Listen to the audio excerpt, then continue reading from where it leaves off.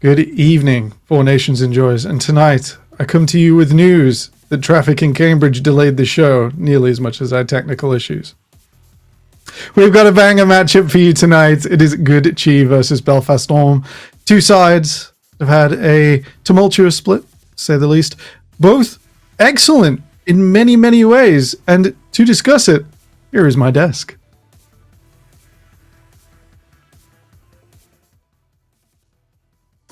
We've got Black Boxer, and that's not Nick V, but that's okay. Things happen. Synergy, filling in, name changing. I don't know. Not even Alex anymore. How are we doing, gentlemen?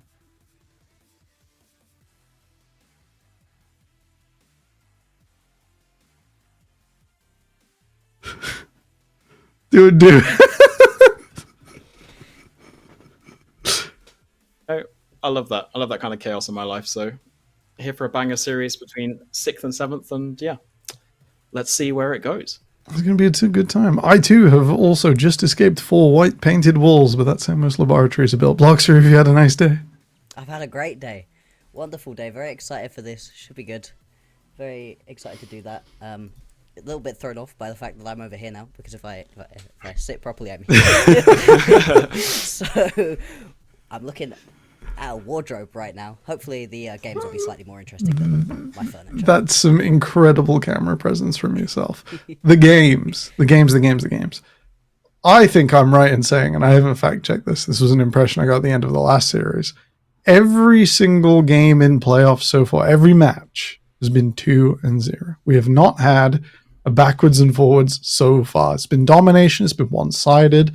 It could be a symptom of fearless, perhaps. It could be a symptom of where we are as a region, and that when you throw this many teams into a deep double elimination bracket, that this sort of thing happens.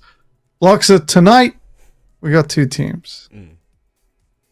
For Belfast Storm or Good Chi, give me your impressions. What's your thoughts on the day? I mean, these 2 teams, like you said, right? They've had a bit of an iffy spring so far, despite the fact that on paper both of these teams look pretty damn good, and they also have had some decent matchups, had good leads in some of their games and thrown them away, have some really good pieces to try to play it around. I think Belfast Storm for me specifically, right, 3-6 during the regular season, that's not a great record. They were only actually able to pick up wins for themselves, right, versus Paragon and versus Bulldog. Bulldog, who, you know, didn't even make playoffs, and Paragon, who we just watched get absolutely smacked around in the previous round, so they haven't been able to put together any wins versus quality opponents. But when you actually look at them, they've got a ton of names that we know, really know, for a long time here. Tofu, Fuyu, Jansu, Little Pants, all of these players who should be doing well for themselves. It just has never really been put together yet. It's been quite a shame. Yeah, I'd definitely agree on that one. I think... Yeah, this is not Belfast Storm, but that's okay. These things happen. So you mean about Good Chi? Sorry. Oh no, I see. Okay, now I now see. Yeah. The names are right. We're not quite there in the Photoshop department. That's fine. We'll manage. But anyway, we can talk about Belfast Storm for sure. I think I've said it sometimes on on the review show. This is a team which, in paper, we would normally expect in any other split to be sort of top 4, basically. And now we have such a competitive split. They're 7th. So it's very, very strange, I think, to be saying this about, a player like Fuyu, for example, who's been around for a long time. Same with Little Pants, Tofu. These are people that have won splits before, right? And now we're talking about them in 7th place, facing off against Good Chi, who actually are now 6th. And they're almost the newcomers here. It's crazy. It's wild that things have sort of come on so fast so far. If we come back to us, we're sort of going to think about the other side of this matchup now. Good Chi, the team I was excited about at the start of the split. I think everyone had like a, palpable level of excitement. This might be the split that these guys take off. Bloxa, they've had a pretty good run, but maybe the result's not always on the scoreboard. Yeah, I mean, in a lot of their games, right, Good Chi have felt incredibly impressive. They felt really competitive. I've specifically really been enjoying watching this bot lane. Mara and Stargazing, I think, have been one of the most fun bot lanes that we've had so far. At the same time, though, right, they haven't been stacking wins together. They were able to pick themselves up one more than Belfast were during their regular season. But again, when you're looking at who it is that they were able to pick wins up versus, it's a lot of the weaker teams, right, that they've been able to stack wins. Their only real quality win was up against the Bandits, so that's something for them, right? We saw the Bandits, have a really good time of it in their first round of the playoffs, so that's something, right? That was a quality win for them, and that gives me a little bit more hope for Good Chi going forwards. But they haven't really been able to beat any of those teams above them in the standings so far. They've been similar to the Bandits in that they were beating all the teams below, not being able to pick up wins versus the team above. Obviously, in this situation, right, they're a little bit above Belfast Storm in the standings. I think they've overall looked better as a unit compared to Belfast Storm, so this could be a real proving ground for them, right? If they can pick themselves up a win, especially a clean 2-0 win right here, get them into the next round of the playoffs, that would be a really good look here for Good Chi. Yeah, right. The only thing I would flag there is they did actually beat Rise, so that's a strong win for them, I think. But otherwise, I completely agree. And it's basically the same for Belfast Storm, right? Where Belfast Storm is maybe the perfect example of what you just said, that they've generally only beaten the teams below them. Chi have picked up obviously a win against Belfast themselves, and Rise as well, which is probably where, in terms of the league stage ranking, has made the difference. But yeah, both teams, I'm not gonna say struggling coming in, because they've also both looked really good at times. They've shown a lot of really good stuff. It just hasn't been quite consistent enough to really beat out the top teams, the likes of Inkquick and Venom Crest. I want to sort of carry on from there. The level of play rising, I think, significantly. We are on an upstretch now, presumably looking at the changes you might have seen coming in for next year. Dear viewer, if you haven't, you might have to scroll down a little bit on our or NLC's socials to find and explain a video for what happens in our totally not Champions League system next year. So, with a rising tide in mind, with that level of gameplay change, let's have a look at how these teams have won their games. I especially want to hear from you, Black Bloxer, about Good Cheese' ability to go into the late game and ability to turn on a carry. Yeah, I mean, the way that Gucci have been able to win their games, right, is they get themselves through the early to mid game pretty decently, but it's those late game team fights where they have been particularly impressive. As I was saying, right, I really enjoy watching Maru and Stargazing, and I think that's really shined through, especially for Maru in these later stage team fights. Great positioning, really aggressive in the right situations, knows how to sit behind the carries as well. There's been some decent performances out of Trova as well, buying a lot of space and time, and then for sure, we weren't really sure what to think about when we were coming into the split from this player. You know, it had been around the block for a little while, but hadn't necessarily shown up here, and actually has been a pretty competent player up in the top side. I think their overall team fighting has been the best part about them, but their early mid games, as much as they've been decent throughout the split, there's been a couple of moments where they fall quite far behind and never really seem to be able to get their footing back and take over the wins. That's how a lot of their losses have come through. Yeah, Synergy, we've seen sort of a little bit of inconsistency from Belfast Storm, and the way they've picked up their wins, in those wins they look good, but these individual players have a lot of flexibility. I almost feel like they haven't found a decent footing yet when it comes to like getting through the Four Nations. Like, what would you like to see at this late moment, this late hour, for that to change? I think sort of from my memory, it's they have the individual parts there. Like every individual is more than capable of contesting like a top 4 spot for sure. I know that's not maybe that's not the most out there statement, but I think it's something that's very true. Like they could well be up there. It's just been like a more of a lack of cohesion and playing together in the small ways. And it's something I've sort of said a lot of times before, not necessarily just about Belfast, but about a lot of teams at this level. The thing that really separates, let's say, the top from middle of the pack or even bottom is making those coordinated map plays. And I'm not just talking about, oh, we're going to rotate and push bot turret. It's the simultaneous cross-map coordination, right? And at times, I think they've been a little off on those small things, despite their individual components being very, very good and more than capable of being much higher in the standings. So hopefully they've had sort of an extra week, let's say, starting in the lower bracket to prepare and practice a bit more. If I want to see something more from them, it's not their individual ability, because Shadow, for example, has had some crazy good games in the league stage. It's all there. It's just then like bonding together a little bit better, being a little bit tighter knit unit, and potentially more clear calls. Obviously, I don't know the comms that go on inside, but that would be my guess based on how I've seen them play. Yeah, I think it's fair to say if it looks uncoordinated on the screen, even if it's coordinated in the back room, you know, there is some extra pieces to make up there. The discipline, you can sort of get it when the pressure comes on, but maybe Belfast with the benefit from having that turned on a switch earlier, but sometimes it's the situation you find yourself in. With that in mind, let's have a look at the matchup. Let's have a look at the head-to-head tonight. Is there anything you two are particularly excited to see, red side to blue side, roll to roll? I mean, I just keep coming back to the bot lane. I think bot lane's in a really interesting spot in the meta right now where there's just a ton of different champions. So far, the Varus has been 100% banned in our playoffs. Absolutely nobody letting that champion through for good reason. It's such a strong pickup, but there's just so many different ways you can go towards it. You've got the very aggressive pickups like the Draven and the Callista popping up at the moment.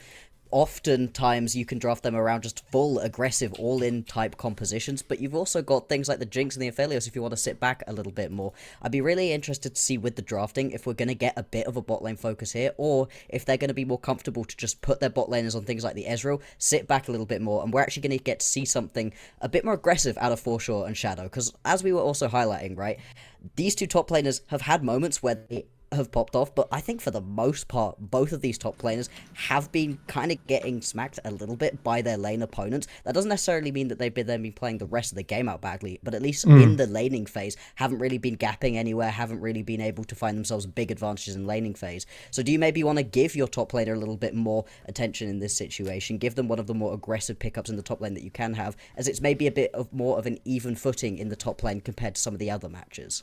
All right, so maybe you're letting Foreshore loose. Synergy, we've been around the block a few times, you and I. We've seen Fuyu play literally everything in the bottom lane, be it AP Twitch support with Cassiopeia, be it the dreaded Senelux bot lanes of 2021. The guy's hot on technology. We got AD Senna taking over the world right now. You think Belfast Storm are going to bring the science tonight?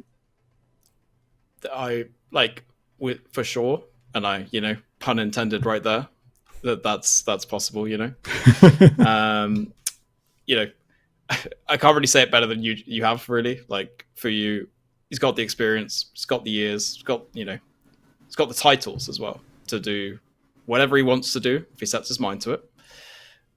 And we've also seen some great stuff from Maru and some flexible picks from Maru though as well. The Vayne, for example. Obviously, I'm probably not expecting a Vayne into a Senna kind of matchup, but in terms of, is there the Senna tech there? For sure there is. And yeah, the only pivot I will make slightly away from AD Carrier is just to sort of touch on the top lane point. I think that's a huge boon for Belfast Storm in terms of Shadow. We've seen some very, very good games from him. On the flip side for G, Chova's been kind of making some waves. I think there's a lot of interesting pieces on both sides that are sort of, one side is slightly stronger, let's say, with the eye test than the other. Not in a way that's crazy, but each has a piece that could be very, very crucial. And I think game one is going to set a lot of the tone for how we maybe expect the rest of the series to go. Obviously, this is these teams' first Fearless series as well. They haven't actually played a series yet. This is their first one. So how do their drafts adapt? That's something that's going to be very interesting to me. All right. It seems we're all getting a little bit excited for a little bit of Shadow Jace, a little bit of whatever Fuyu has got in the cauldron. We're excited to get into draft. This is a few more minutes away from what I can see. Gentlemen, it's all to go. These teams have got to do it on a rainy night in Stoke at home before potentially a rainy, or judging by the beaming laser of death in the sky, a very hot day in Stoke. When it comes to finals, we're going to be able to actually use that meme in UCal, by the way. Oh, it's so powerful. It will be relevant. So powerful. Bear in mind, if you haven't got your tickets, everyone, get on our social media. Get on our twitter.com/the UKEL and go get yourself those tickets, because they are out and they are selling. Based on what I was sent earlier by Synergy, who was also here. A cheeky exclamation mark finals in the chat will help you up with a link. Actually, just for the techie people among us, Not me trying to sell my own event, but anyway, let's go. Powerful. These guys have got a long way to go for finals. A long lower bracket. They both have a lot of clutch factor. That's why I'm quite excited.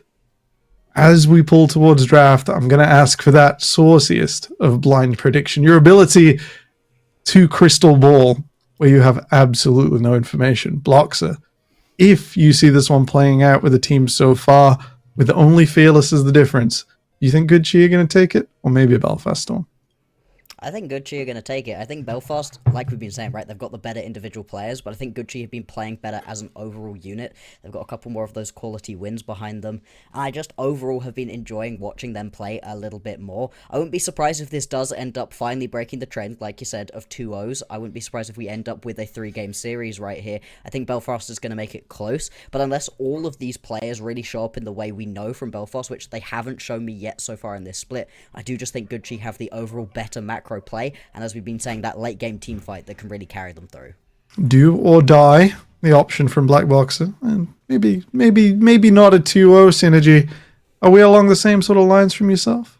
Definitely. I'm gonna go definitely not a 2-0. I'm actually gonna lean in favor of Belfast here. I think the 1 week break to sort of reset a bit. I mean, week and a half break, let's say. they will know what their. I mean, I'm sort of putting this all on Sama here as their head coach.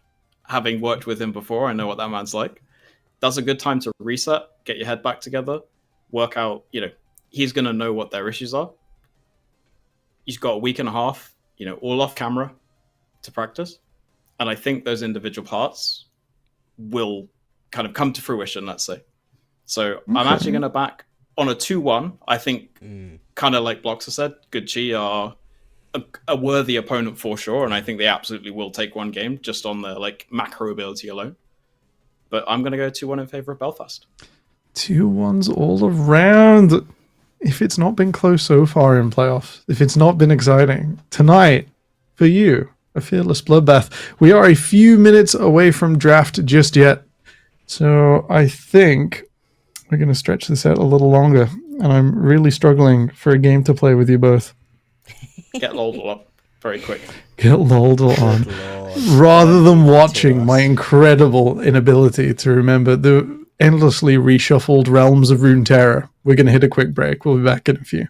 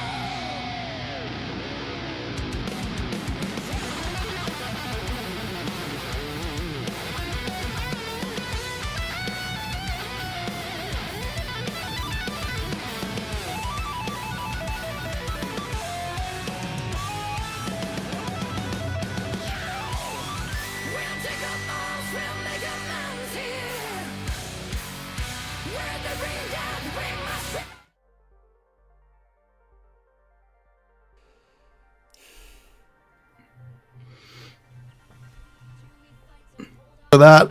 Mundo, pretty powerful on the patch. If you've been following Alloy's journey through EUS solo queue, not a huge surprise. Great jungler, great top laner. Any bans left to go, Bloxer? I mean, the Varus, right? That's the one that's been taken off of the board by everybody so far. Nobody wants to see their opponents playing on that one. And interesting that there's going to be an Orianna ban right here over on blue side as well. That's usually the sort of thing that gets taken off by red side. Very safe B1 pick to be grabbed. They might be angling for that Varus. Yeah, I mean, once you don't get rid of it, I feel like it would be very silly to not pick it up right here. It's high pick ban for a reason. It's incredibly strong right now. Hey, you say it, it happens. For sure, not going to be able to cheese us with his Riven, but Belfast Storm, early track on the priority picks. What are you going to answer this with, Synergy? You're looking across at the Varus. Ezreal is an option, but not really Morrow's style. I mean, there's obviously like potential for like maybe a Corki or something like this that's a bit more like just standard, but also going to offer, it's going to match early game pressure a little, like not necessarily in terms of poke. Obviously, I'm adding the asterisk here of it will depend on what build Varus goes, likely going to be lethality, of course. You're not going to outrange, but you are going to spike pretty hard around similar-ish sort of timings, and it's obviously going to give you a bit more consistent DPS. Looking like the Ezreal, though, which kind of is more matching in terms of exactly what Varus does, but again, with a small asterisk there, I do know that Varus is going to be slightly better in that poke lane. All right. The Rumble, interesting early, though. Slight shuffle, everyone. You might have noticed some names have moved around, and there we go. We're going to do the symbols with it. That's good Chi with an early Varus pickup instead of Belfast, who choose to answer with the Rumble and Ezreal, a little more Fugu style, and throughout this season has been the go-to answer to Varus. Loxa, that's an LPL special.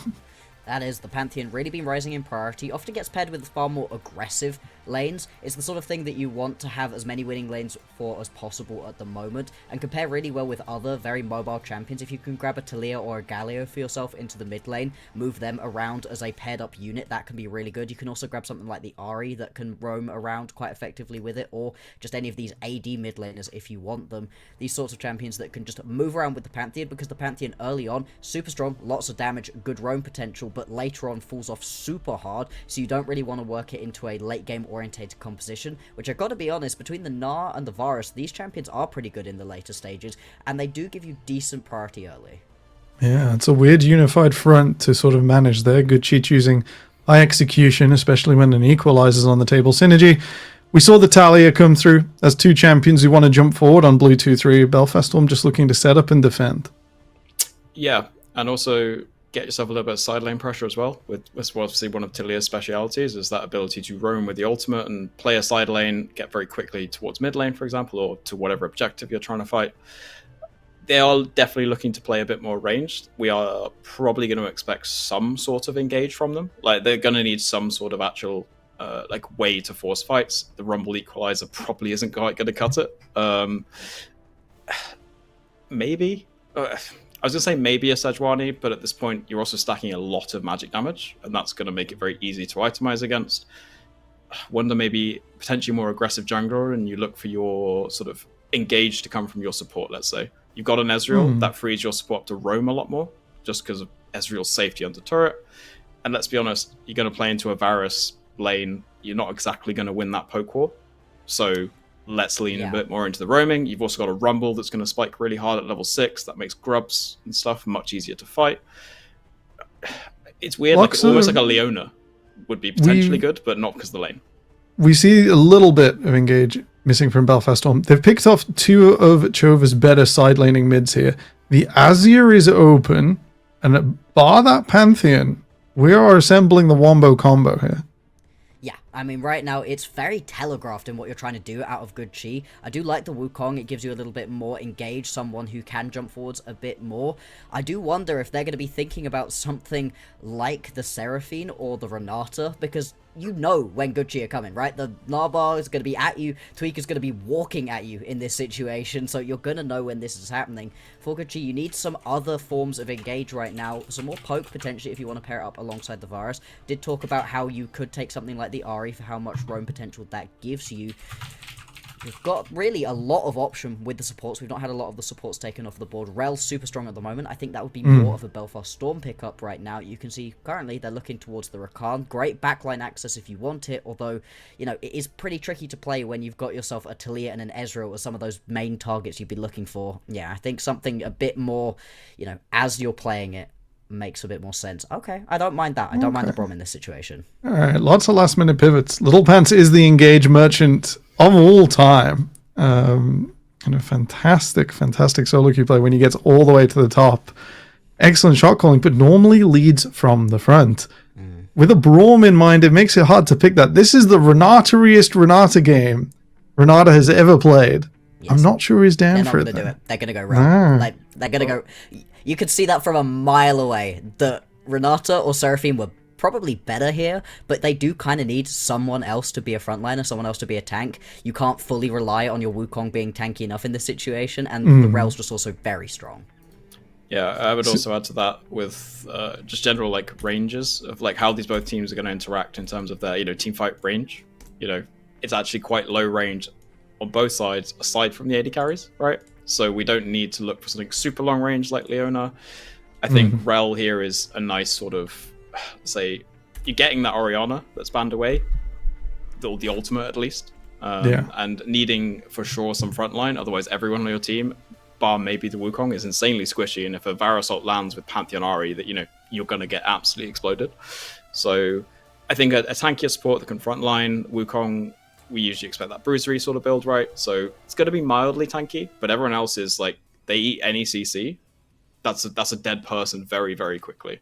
So I like that explanation. There is lots of engage, but you're right, it's short range. It still relies on motion forwards. I think the Electro Harpoon is going to break some dreams this game if Rumble is just able to see someone on the approach, pick off Ari, get a prediction there.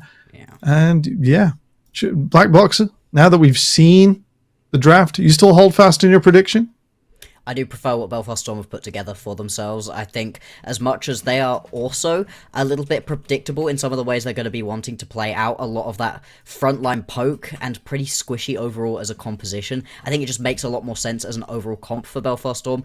As we're highlighting the issues with this good chi comp, they're going to be very predictable when it comes to these big 5v5 engages. I think the thing that's going to save this good chi composition is winning your lanes and using this Pantheon really effectively. If you could play around this Pantheon early on, get him a big lead, put a lead onto a couple of these lanes, then there's a way forwards to play this one out for good chi, but they've really left themselves a lot to do during the game.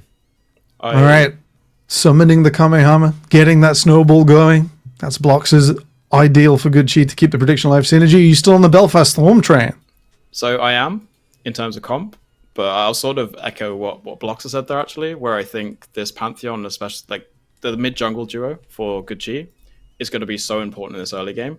Like, if you can force an early Talia flash so that she has to play respectfully at level 6, and if, obviously, you get the flash, you're looking for that repeat gank at level 6, get this Ari snowballing, and actually allow her to roam, I think that's your, like, strongest way, at least in that early to mid, to, like, impact the map. Because then you've got a Varus that's going to join up, that's going to use the Chains of Corruption.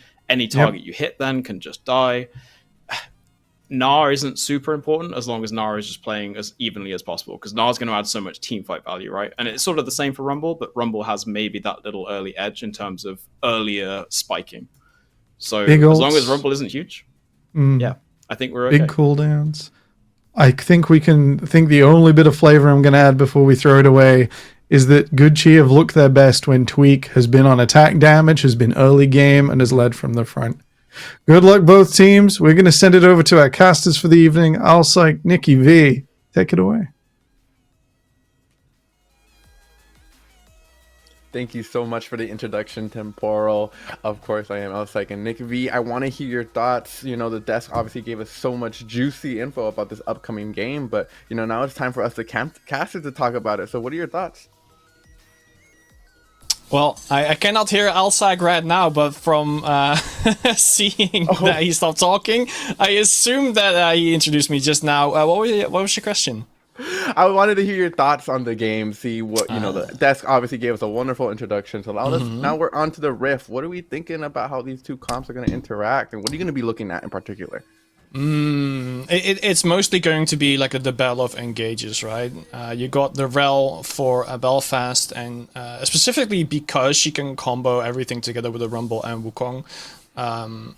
They have a lot of synergy together in that team, whereas Gucci's team, I would say, as Analyst Desk already said, stronger in lane, but they really need to snowball in order to like be ahead for the team fights, because with the Varus you get a lot of agency, of course, and with Ahri as well, but once you hit like level 6, then suddenly the agency shifts regarding mid lane to Taliyah. So my eye is basically on those two players, for sure. Like, can Chover snowball early enough to make sure that Limsey isn't going to be as strong in the side lane as she wants to be? Absolutely, and I think it's a good point to note the post 6 impact, right? Because Limsey with the Unraveled Earth, not Unraveled Earth, excuse me, but with the wall there, she can just close so much distance around the map, really make it useful to get these ganks across. And with the amount of engage that BSG already have in the Rel and the Wukong, it makes following up on plays super easy for Limsey post 6. Yeah, and not just that, it's also that Taliyah is able to shove minion waves much faster than Ahri, and then together with her ultimate, she can travel to the side lane to like go for a gank or something much easier than Ahri. And we're already seeing a lot of choke, but I don't think it matters as much right now. So, do you think... Well, I'm gonna ask you the question. You're the player, but you know. So I would prefer to let's look at the jungle right now real quick, because Pantheon is so much stronger early on with the CCs, especially like against Wukong. Would you want to invade as Gucci is doing right now? They might be looking for... Okay, so at least they got the information where Wukong is, exactly. So Pantheon has the agency to choose where he wants to go to, and I would actually prioritize the dragons for Gucci. Yeah, I think their comp definitely, in a late game scenario, is very much okay with going that, especially if you can get the dragons. Now, obviously, that is a rumble in the top lane that will hurt with that overheat and some grub, so you don't want to give over everything. But the game plan definitely will be Soul here for Chi. Going to be able to provide them a lot of, hopefully, depending on what it is, a lot of better fights overall as the game progresses. Tweak right now just clearing through the jungle, heading over to the top side. And all in all, this game has been pretty passive compared to some games I said. And just as I say that, Shadow takes a great trade onto Foreshore, forces him to back up just a little bit. And these health totals getting a little scary, forces the pots out, while Shadow's already has 2 pots in reserve. Really good lane state there in the top lane. Yeah, and I think that is going to be the tale of top lane. Gnar just has to play even. As long as he doesn't die to Rumble, he'll be fine, because he can safely farm, and the tower is clear, is pretty strong even early on. But Rumble is even stronger than Gnar, so it's like, how much HP are you going to trade in order for you to get the minions that are away from the tower, and how long is it going to take for Rumble to push him underneath the tower? But I do see that Pantheon is tracking top lane to potentially go for a dive. Yeah, looks like he might be aiming for it, but Shadow, being safe enough, has the flash available, so even if a fight happened here, it'd be kind of hard. Oh, he's walking up, gets the ward off, and will now just stop the recall, and that's just such a lot of time wasted there for Tweak. A lot of momentum. Yeah, he did go back to base eventually though, so at least Wukong has a couple of seconds extra on the Pantheon. You can already see he is doing a camp while Pantheon's still walking and waiting for his race to hop on, but he's just right there on time on the spawn, so did he really lose any seconds? No, I guess he didn't, right? Oh, a Shadow right now, chasing down Foreshore, but just flashed over the wall, and Foreshore with a nice double jump there. Kind of played against his interest there, the Shadow. I think he jumped off of the Rumble, so that was kind of well-timed. E with the flash as well, able to get away. Yeah, now he does get to go base, of course, and then teleport back in, but it does mean that Rumble, potentially, because he has a few extra minion kills on the Gnar, I would say that Rumble gets a bigger damage item on his first back, and that should make sure that he's going to snowball a little bit more on the top lane. And I'm looking for Tweak to try and counteract that, but at the same time, like, Dragon is up. Yeah, the priority definitely looks like it will be the bot lane. I mean, Shadow's in such a good position here. He's just trying to get a push and hopefully a recall. I mean, Gnar had to get the slowness reduction boots here up in the top lane, so it's definitely going to be a tough lane position for him for a while here. As the Pantheon is moving towards that side of the map yet again, but it's just so hard to get a gank at this point. Shadow's being really vigilant. Just gonna back on away. Okay, I think he spotted him, so Rumble is just going to base, just to make sure that Pantheon isn't going to get a gank off and Rumble doesn't waste his time. So, like, money is going to be spent, hunting guys already in his pockets, and up against the boots of swiftness, that should be heavily in favor of Rumble teleporting in as well right now.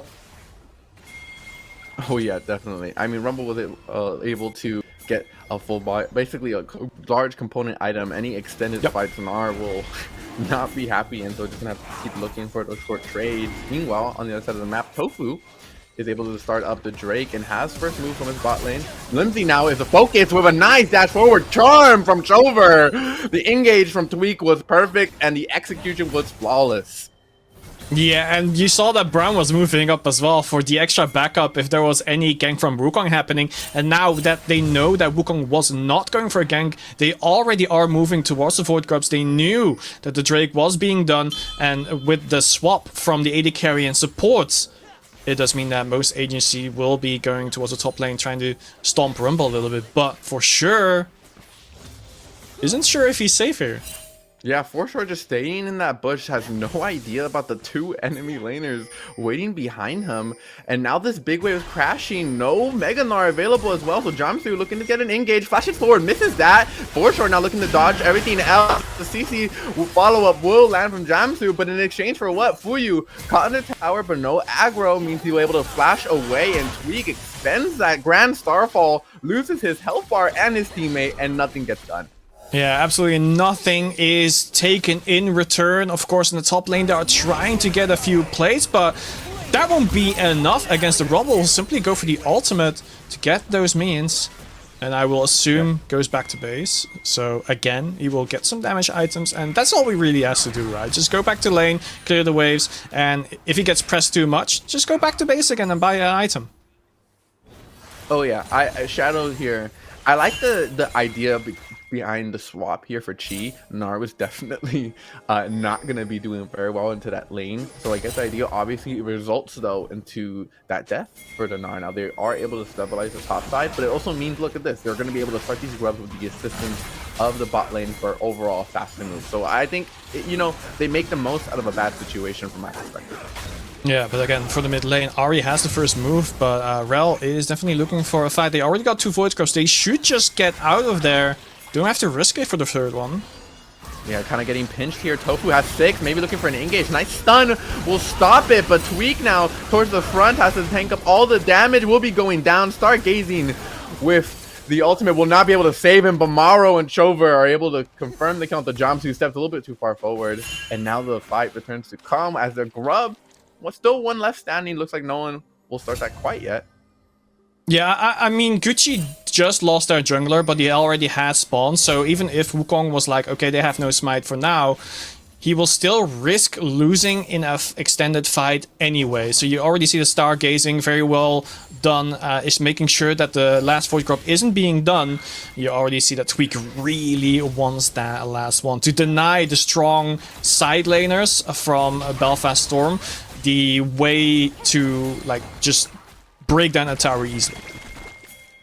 Yeah, absolutely. And something else I want to note was that Tofu had not had a tier 2 smite that entire time that the fight was going down. Tweak was 1 CS camp ahead of him. So in that fight, even if he did try and go for the grub, as you said, if Tweak made it back in time, he would have just lost the small smite fight in every situation. Yeah. And now we just look back at the waves, like at the map stay, right? We have a Drake spawning, and it still takes a while for it to really spawn, but they should be thinking about it already. So I do think that Maro and Stargazing are just going to push the wave, go back to base, and then rotate back to the bottom. And yep, they are timing it well as well. And I think that is something that the analyst desk was touching upon as well. Their macro game, their team play, is very strong right now, and that might be the reason why they could outpace Belfast Storm eventually. But for now, I do think that they are quite alright. Like, they're pretty much on the same level, I feel like. No, yeah, gold leads are not too, you know, separated in one direction. They're pretty neck and neck here, despite some of the lane advantages that have been garnered by the Rumble in the top lane, for example. So all in all, both these teams just going to continue playing around these timers, looking for these objectives, as we see Fuyu and Jamsu. Got to be a little careful here as the Pantheon trying to get this Scuttle Crab. Will be able to do so. Not going to push forward for anything more, but a lot of play towards this bot side of the map. Looks like they put in a lot of members here at Gucci. Maybe they're looking for a play. Yeah, and I do definitely agree with the Drake now spawning in 30 seconds. They really want to set up all the vision so they can safely take the Drake. But right now, I do think that Belfast Storm has the better team. And that is definitely going to be in the back of Gucci's mind. Like, okay, how are we going to make sure that we're going to contest that Drake and maybe in the safest way possible? I don't think it is safe enough for them, for the Wukong and Celia and the Rel, like, combining forces. Rumble taking a lot of damage, going to be burning away as Shadow just shaking him down to a quarter HP. Likely will have to recall, just have to back away from the turret entirely. Not a good situation. Definitely not. Oh, he's going to chase him down. Going as the engage crash down does not land. Stargazing, great use of the wall, but the root and chains of corruption from Maru means there will be a counter here. Tweak coming down with the grand starfall. Cyclone has to be used to get away, but Tofu gets caught by the glacial bite, and he does go down as well. Fuyu might be up next on the chopping block. Will be able to get away. And that is just the strength of Tweak, right? Give him a high agency AD jungler and he'll just work his magic, making sure that the lane that he wants to get ahead does exactly that. On the top side, we did see that Rumble got a got a 1v1 kill against the Gnar, but with this bot lane being successful, it sets them up to get that dragon. And that means it's a 1-for-1 in terms of Drake. So now we are going to see like massive brawls around the Drake. I think they won't really prioritize lanes or plates. I think it will just be team fighting over every single Drake. And that excites me. Yeah, I think those are could be the funnest moments in League of Legends, are those Drake and objective team fight. I just wish it didn't take so long to actually get to them, Nick. It takes so long. But don't worry. Hopefully there'll be some skirmishing in between. Oh, we'll see one soon. Yeah, it's covering Shadow here, but kind of leaves at a bad moment. Stargazing with the help of that scrying plant will be able to get rid of the ward. And just, you know, make sure his top laner does not die again, as he has not had a fun game here so far. Yeah, so far not really. The two teams are prioritizing vision right now. Like, all the vision on Belfast's side is on the bottom side of the jungle river, whereas Gucci's is actually around the top. And it does mean that Gucci is willing to protect the Gnar a little bit more than they have been until now. But you have to kind of wonder if that's really worth it when they have to face when Drake is going to spawn. Of course, it still takes like about 3.5 minutes, but it does mean that this Rel, for example, he's been just, you know, hiding in a brush. Actually, yeah, we're going to see a ganker. As Maro hits the Chains of Corruption, cleanse instantly used by Fuyu. As the trading begins, Maro taking back and forward. Fuyu flashing away to stay alive. Knight's Glacial Fissure will delay the engagement of the rest of the team, but it's Maro who started it, and Maro who's the first to go down. As the fight quickly ends, maybe Chover looking to continue it. As Tweak walks forward, but no, BSG will just back away and get their kill. Yeah, they get their kill, they get their counter engaged as well. They protected the Ezreal on time. It was a well-timed Maro ultimate there, but in the end, Talia was there right on time to make sure that Ezreal had to walk out then they get a return kill on them at the same time. And it does mean that Maro gets a little bit of a setback, but you already saw him gliding a little bit. It always looks good. Like, when you see Maro gliding, you know he's on point. Yeah, it definitely, he made that 1v1. If it was a 1v1, right, I think he 100% wins that, but Fuyu was able to just get away into the safety and behind his team.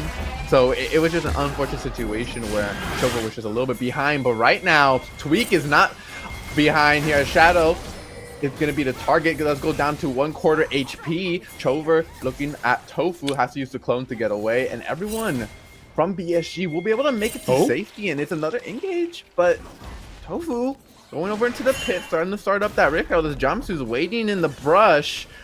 Now the Yariel has run out, and they're just poking and prodding at each other, you know? No one really wants to commit to any fights. Yeah, and they shouldn't, because there's no prio on any wave, especially from Gucci. BSG is there first to make sure they can shove the mid wave, and with the mid wave shoved in, it does mean that they will be there at every single fight first. And if they don't move back to the mid lane, it does mean that BSG gets a free tower as well. So in that sense, BSG is has the upper hand in regards to tempo right now, especially when you keep Gnar facing off against Rumble.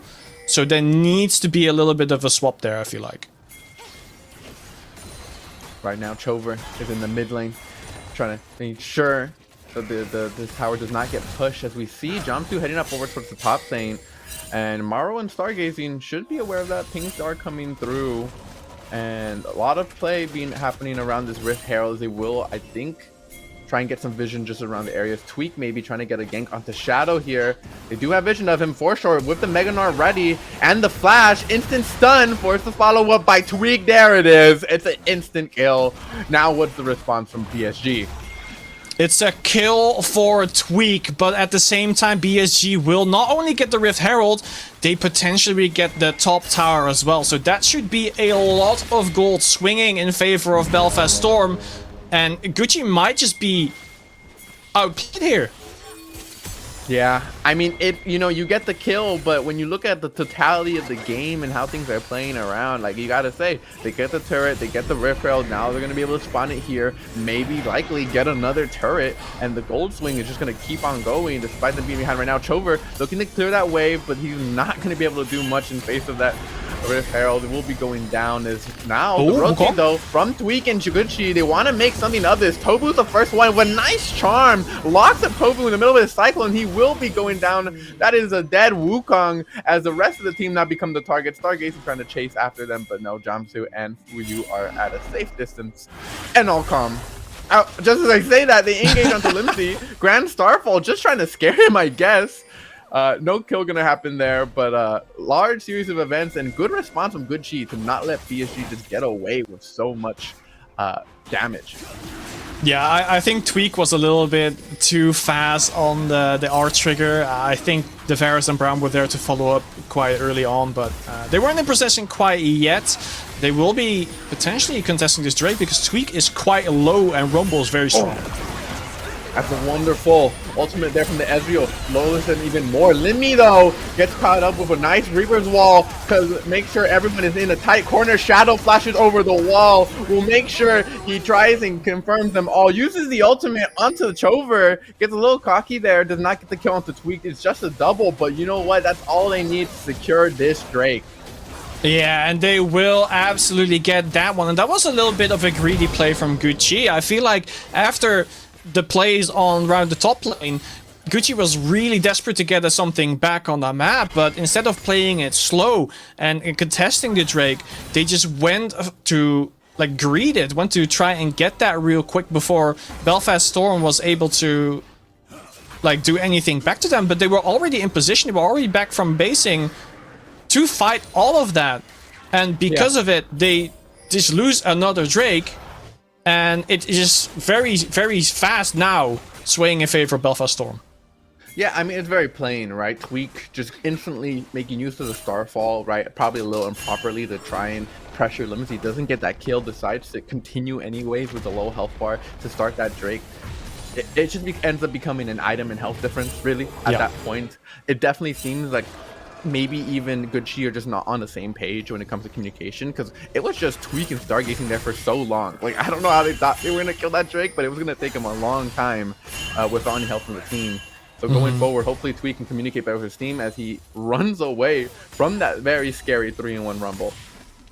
Yeah, and I have to commend Limsey as well for making sure that they separated the entire Gucci squad, and in such a way where Varus, who only has self-peel, they don't have movement in any regard, the flash was down, was instantly caught out by the Rel into a combo, and there's like no way Gucci was able to win that. So just a very good eye for engages there.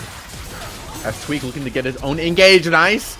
Glacial from Stargazing, follow it up by the Glange of Corruption, and Jamsu might be going down, uses that Magnet Storm, will not be able to save himself though, and it's just one free kill as Jamsu gets a little bit too far ahead of himself there. I think for another time as well, all his deaths kind of have felt a little bit too aggressive as they push down this mid turret now. Gonna be able to take it. Fuyu and Limsey try and prevent it, will not be able to do so, and now Gucci will be able to back off after a nice win. Yeah, now you just back off with the mid lane tower being gone. It opens up the map just a little bit for Gucci and make sure that they can, when they push out the minion wave in the mid lane, they can push it way further than Belfast Storm is able to because of that tower. And because they can do that, it gives Gucci so much more time to roam towards the top and the bot side, but we might be seeing someone getting caught out here if Chova is not careful. Yeah, they're gonna wait in this bush. No vision here for Gucci, so they gotta be a little careful. Belfast Storm looking to set up, maybe catch someone who steps just a little bit too far forward as Morrow. Oh, what are you gonna do? Stargazing walking up the channel, goes the other direction as the vision with a nice catch of the shove by Talia. Limsey gets a nice kill. We'll be able to now push in this mid wave. And what's the play here for BSG? Yeah, it just comes down to like making greedy plays once again, right? They know the ward was there, so they know that BSG is looking for something on the map in that brush, but instead of pushing out the mid wave a little bit more, they risk it all trying to get just that one ward, and BSG is just running with it. Absolutely.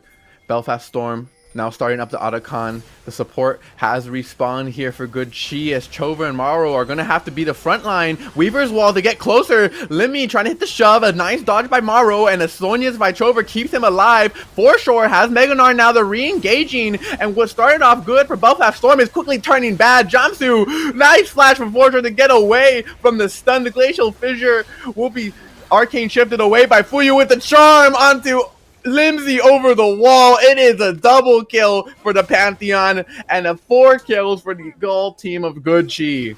What an amazing team fight from Gucci here. Their front to back works out completely in their own favor. They make sure that whoever jumps in on them gets smoked immediately, and everyone behind them was just running away from a Meganar. Like, what are you going to do against that when Rumble is pushed out of the fight? The Wukong just decimated in a second. Then you just lost all of the front line, and just look what happened. They got 4 kills and they swing the gold back in their own favor. You know, the 7 deadly sins. I'm sensing a lot of greed in this game from both these teams there. I love it. Just take the Otacon and go. Why are we fighting? You know, you got the win. You play it slow. You like how both these teams kind of have been. Instead, though, they decide to opt in for that 5, and now a nice charm onto Jamsu will chunk them out before this Drake spawn. So that's a pretty good trade there you'd like to have. Yeah, Belfast Storm. I think they were just looking for a fight, because usually when you get that Otacon, you get such a big XP explosion that you just suddenly like 1 or 2 levels ahead of your opponent. Yeah. Well, if I look at every single level right now on the map, it's pretty much tied. It maybe even in favor of Gucci a little bit in the jungle department. Like, they still could not take that fight because of that. They expected something to happen. Yeah, but it didn't, and that's exactly why Gucci just won that fight there. No, Gucci showed a lot of patience, and hopefully right now they can do the same as Belfast Storm looking to just poke at them. Ezreal trying to get damage on the cross, but everyone's nicely dodging those skill shots. You see now Tofu down towards the bot side of the map, trying to maybe get a flank on some of these more valuable targets in the form of this Ahri and Varus. Now they're going to start up the Drake as the health bar will be dwindling. Tofu over the wall. They need to spot him out. Good Sheet looking for him. Maru's a little bit over to the side. Weaver's Wall will cut them off, and they might just be going for the Drake. Will get the smite. It does go over to the Wukong. Chains of Corruption do not land. Stargazing flashing forward. We'll get the Glacial Fissure onto Tofu with the Cyclone cutting up 3, and it's 1 for the Drake here for Gucci as the chase continues though. For sure still has the Mega Gnar available, looking to get something across Fuyu. Can you Arcane Shift out of it? He does indeed do so as the Rumble is gonna burn through that Gnar. Now you see Tweed coming down. Will hit the stun onto the Rumble as Maru is just chasing everyone down. Auto getting flung out, and it's a double kill, triple kill for Maru. Oh, and again, Gucci's team fighting prowess just shows why they are such a dominant team right now. And it all just comes back to getting that Drake. They had it safely, but then Gucci said, no, we are going to fight. We know we can win. Even when you took the Otacon, we just straight out won all of that. They do it again. They're looking for the Baron right now. I think it's a good call as well because the enemy team is still respawning. They can burst it down with the Varus quite fast. But Wukong might go for 50-50. What I especially do like though is that Gucci saw that the Rumble ultimate was used to potentially protect the Wukong. It just means that it was completely wasted because Wukong was already dead there. And it also means that Rumble could not use it again in the upcoming team fight. But let's see what they can do now. Tofu trying to get it over as a wonderful Chain of Corruption does indeed prevent that from happening. In addition, with Stargazing, the defense was perfect as Gucci will now back on up and buy items with their spoils coming back onto the map. Strong as ever. A 4K gold lead here for Gucci. Yeah, 4K gold lead indeed. I'm wondering where the lead exactly is. I feel like it should be on the 80k in the mid lane. The mid lane, yeah. Look, double almost to Rabadon's here for this Ahri. Going to be doing a lot of damage once that item does indeed come through. Compared to what is Limsey, who has on their way to 2 defensive items and a Leandri. You're just not getting a lot of damage from this Talia. True, but I think Talia is mostly there for poking and burning the enemy down, whittle them down, and then go for an engage. So in that sense, it's still fine. Ahri, on the other hand, has a Malignance and a Zhonya, so like her damage isn't as good right now. But once a death cap is bought, as you said, Ahri's gonna hurt a lot. Oh yeah, I mean even the Spirit Rushes, right, in ult form are going to be able to do a lot of damage to spread about. So very, just a massive target. And gotta shout it out, 256 CS here. Highest in the game for Chover, has been doing such a wonderful job just throughout the game. Despite having what looked like a bad early game start, really got to give him props. Yeah.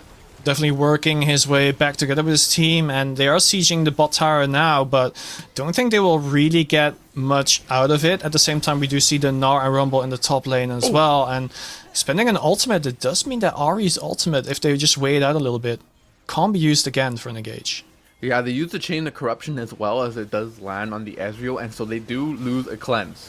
So they get used 2 ultimates in exchange for the summoner on that Ezreal, and so as long as they don't start out a fight right here, I think later on it could definitely be very pivotal. You know, one less ability you can cleanse away and get away from, so makes this Ezreal just a little bit easier to catch.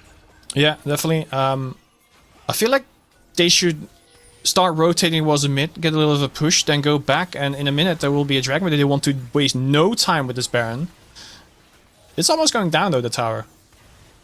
Yeah, kind of committing pretty hard to the bottom tower. Not quite able to get it, while Foreshore and Shadow have meanwhile been kind of facing off towards the top side of the map. Drake spawning in a minute. And I like to see just both these teams reset and get ready for this Drake as they are doing so right now. I don't know, it's looking really rough here for BSG. What do you think is going to be their next steps coming up into this Drake? Should they give it? Should they trade it? Well, like, what do you think? It's going to be very important because, like, with this Drake, if BSG is able to secure it, they will get Dragon Point, the Soul, sorry, and it does mean that their team fighting will be so much stronger. At the same time, does it really matter if Gucci gets a second Drake here? You can stall and prolong like the game just a little bit more in order for you yourself to get more agency on the map. Now, I will say it's pretty difficult to do that, considering there's not really an objective you can push for, because the Drake is in the bottom side of the jungle, and the only tier 2 turrets still standing are bottom and mid, and that's a very easy rotation for Gucci. So Belfast should be contesting this Drake. Not sure if you want to go for a 50-50. I feel like you need to win a team fight first and then make sure you get it. Because if you then get aced by Gucci and they take a Drake, it's just going to be the worst. But look at Tofu.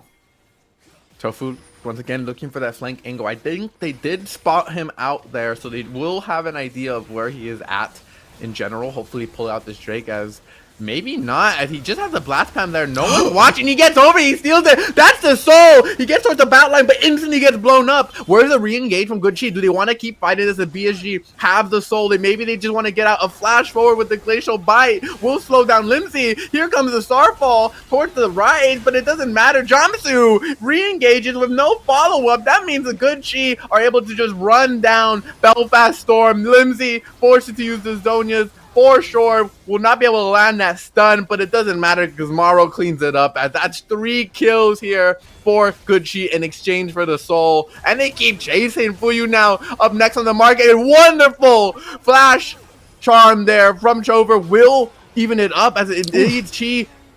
Will get the assistance of Tweak to help follow out this fight. Shadow now chasing the fight, looking to 1v2. Maro is here to help out. Shadow versus Maro. It's a triple kill for both these teams, and they're able to do so as Maro just cleans house here.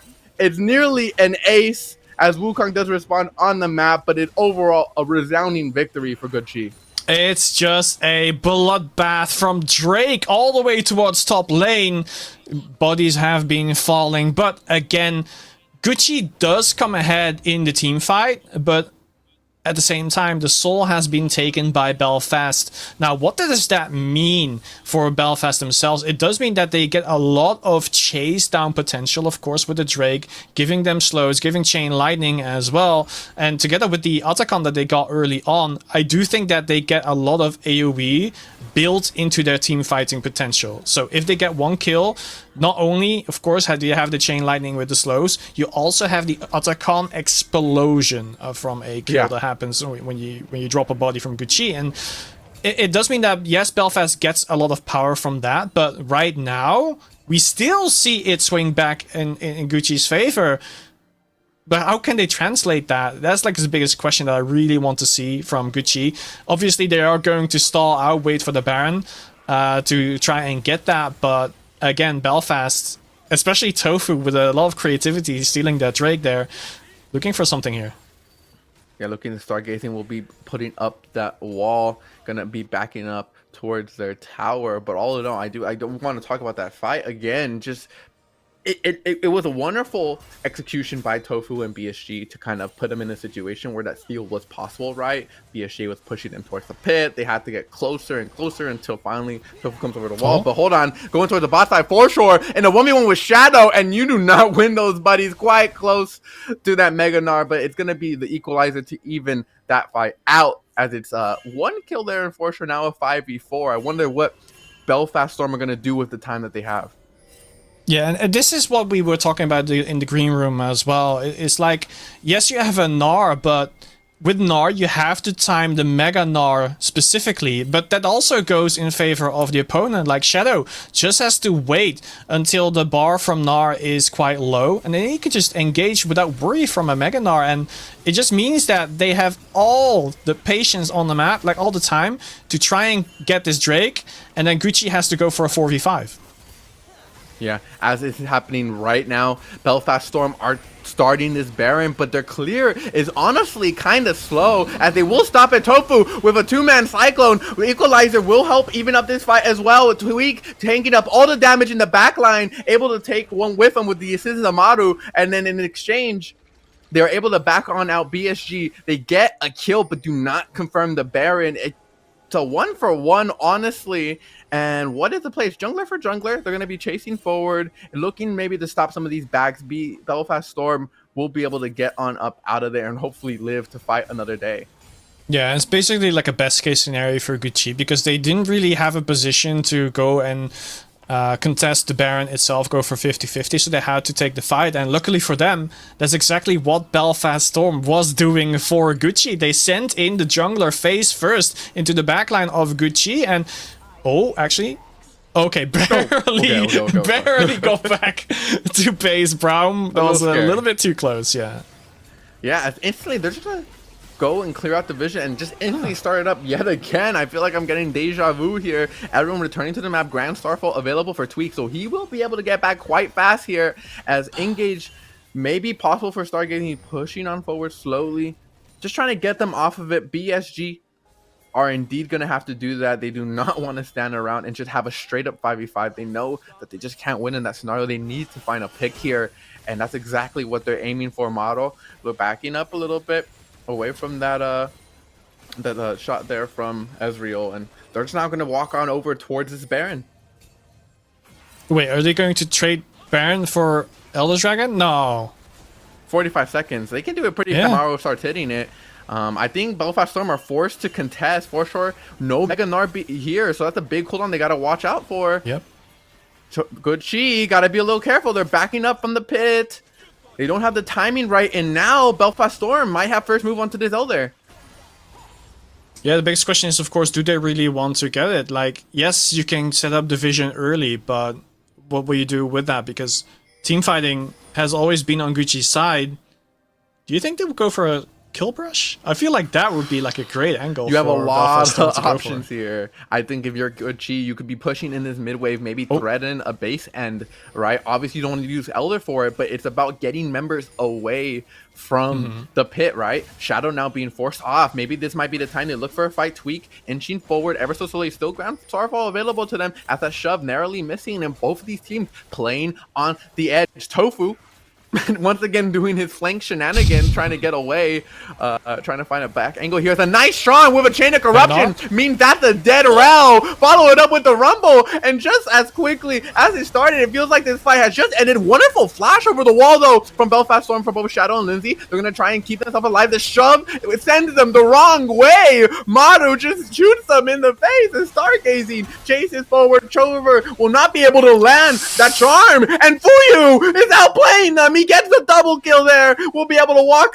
away as he gets chased down by Foreshore, and Maru know he will be able to, I think, just safely recall in this bush. Foreshore, do not walk up to that.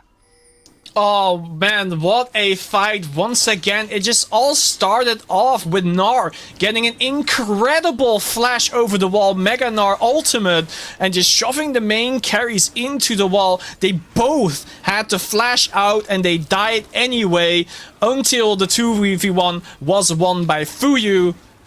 Just immaculate plays by all of the members here.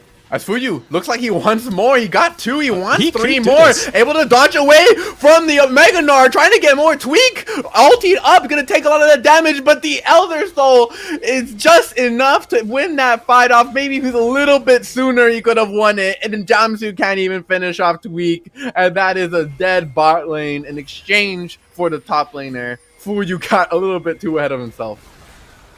Oh, wait, excuse me. As the fight continues, Maru does indeed get shut down by Limsey, but is it a little bit too far forward? Now you have the Ahri here, does hit a wonderful charm onto Tofu. Remember, they have the Elder onto Tweak, but they cannot apply it, and so they just lose Stargazing as well, and Belfast Storm very quickly take off a lot of Elder Souls off the map.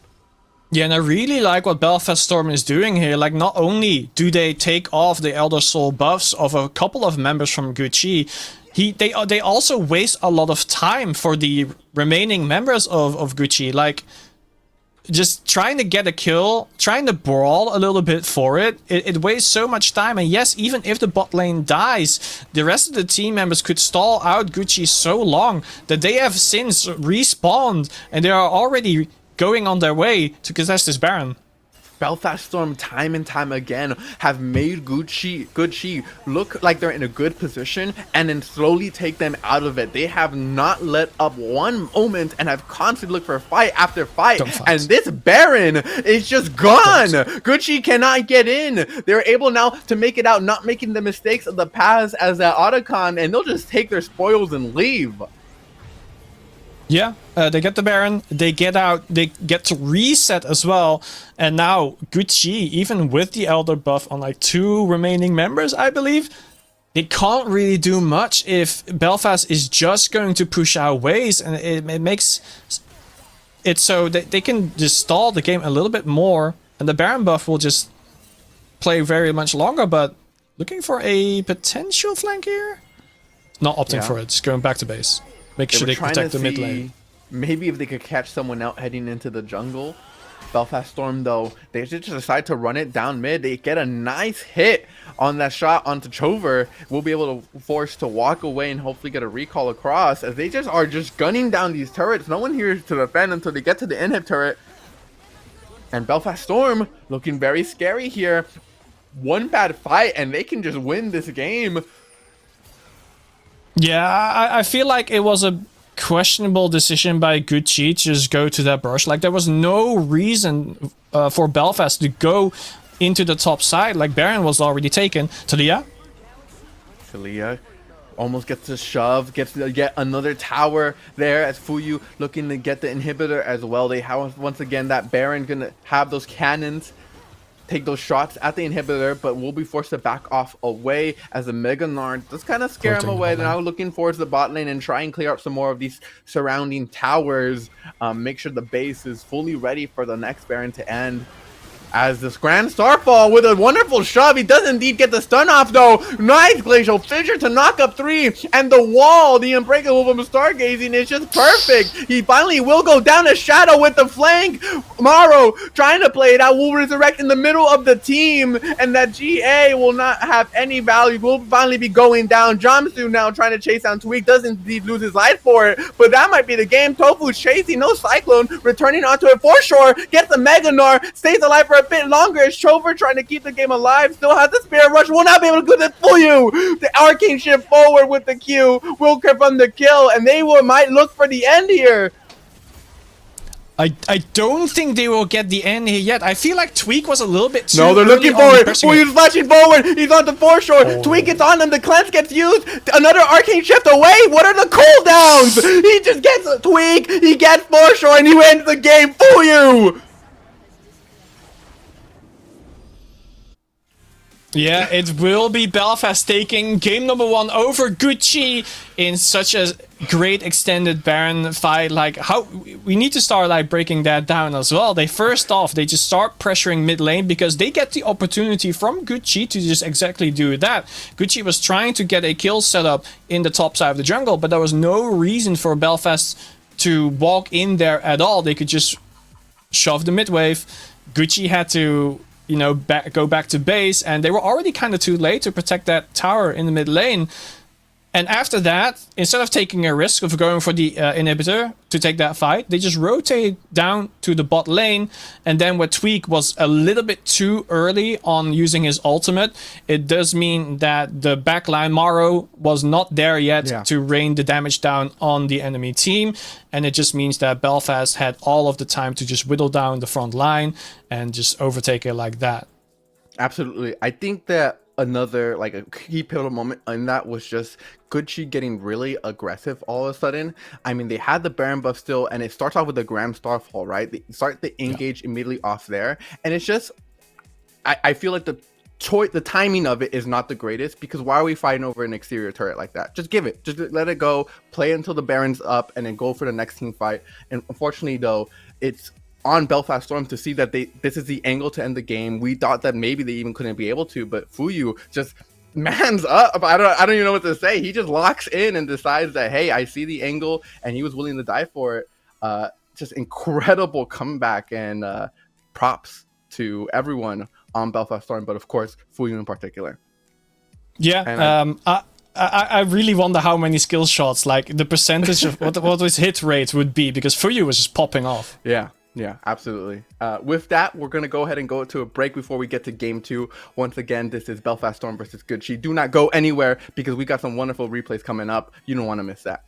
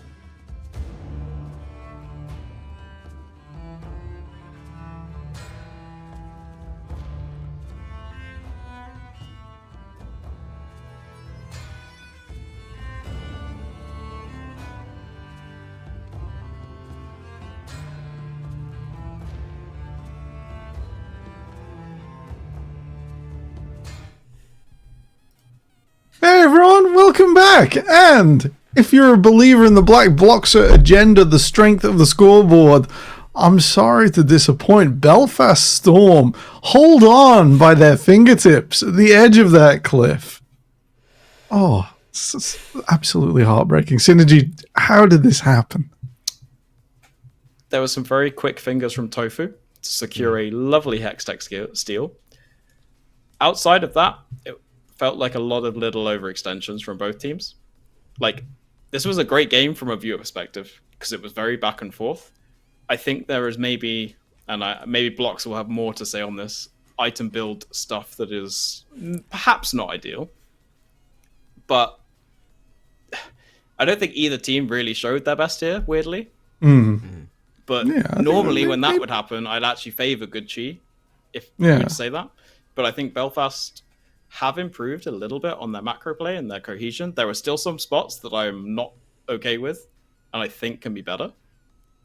But their individual prowess absolutely shone through here. And it, like on an individual level, I think they outclassed Good Chi. And that's what got them the win. All right. Good Chi did start this game out with a fantastic lead and started to procedurally burn through Belfast Storm fight over fight. Blocks to take us through this first replay as Good Chi break open an even game around the 23-minute mark.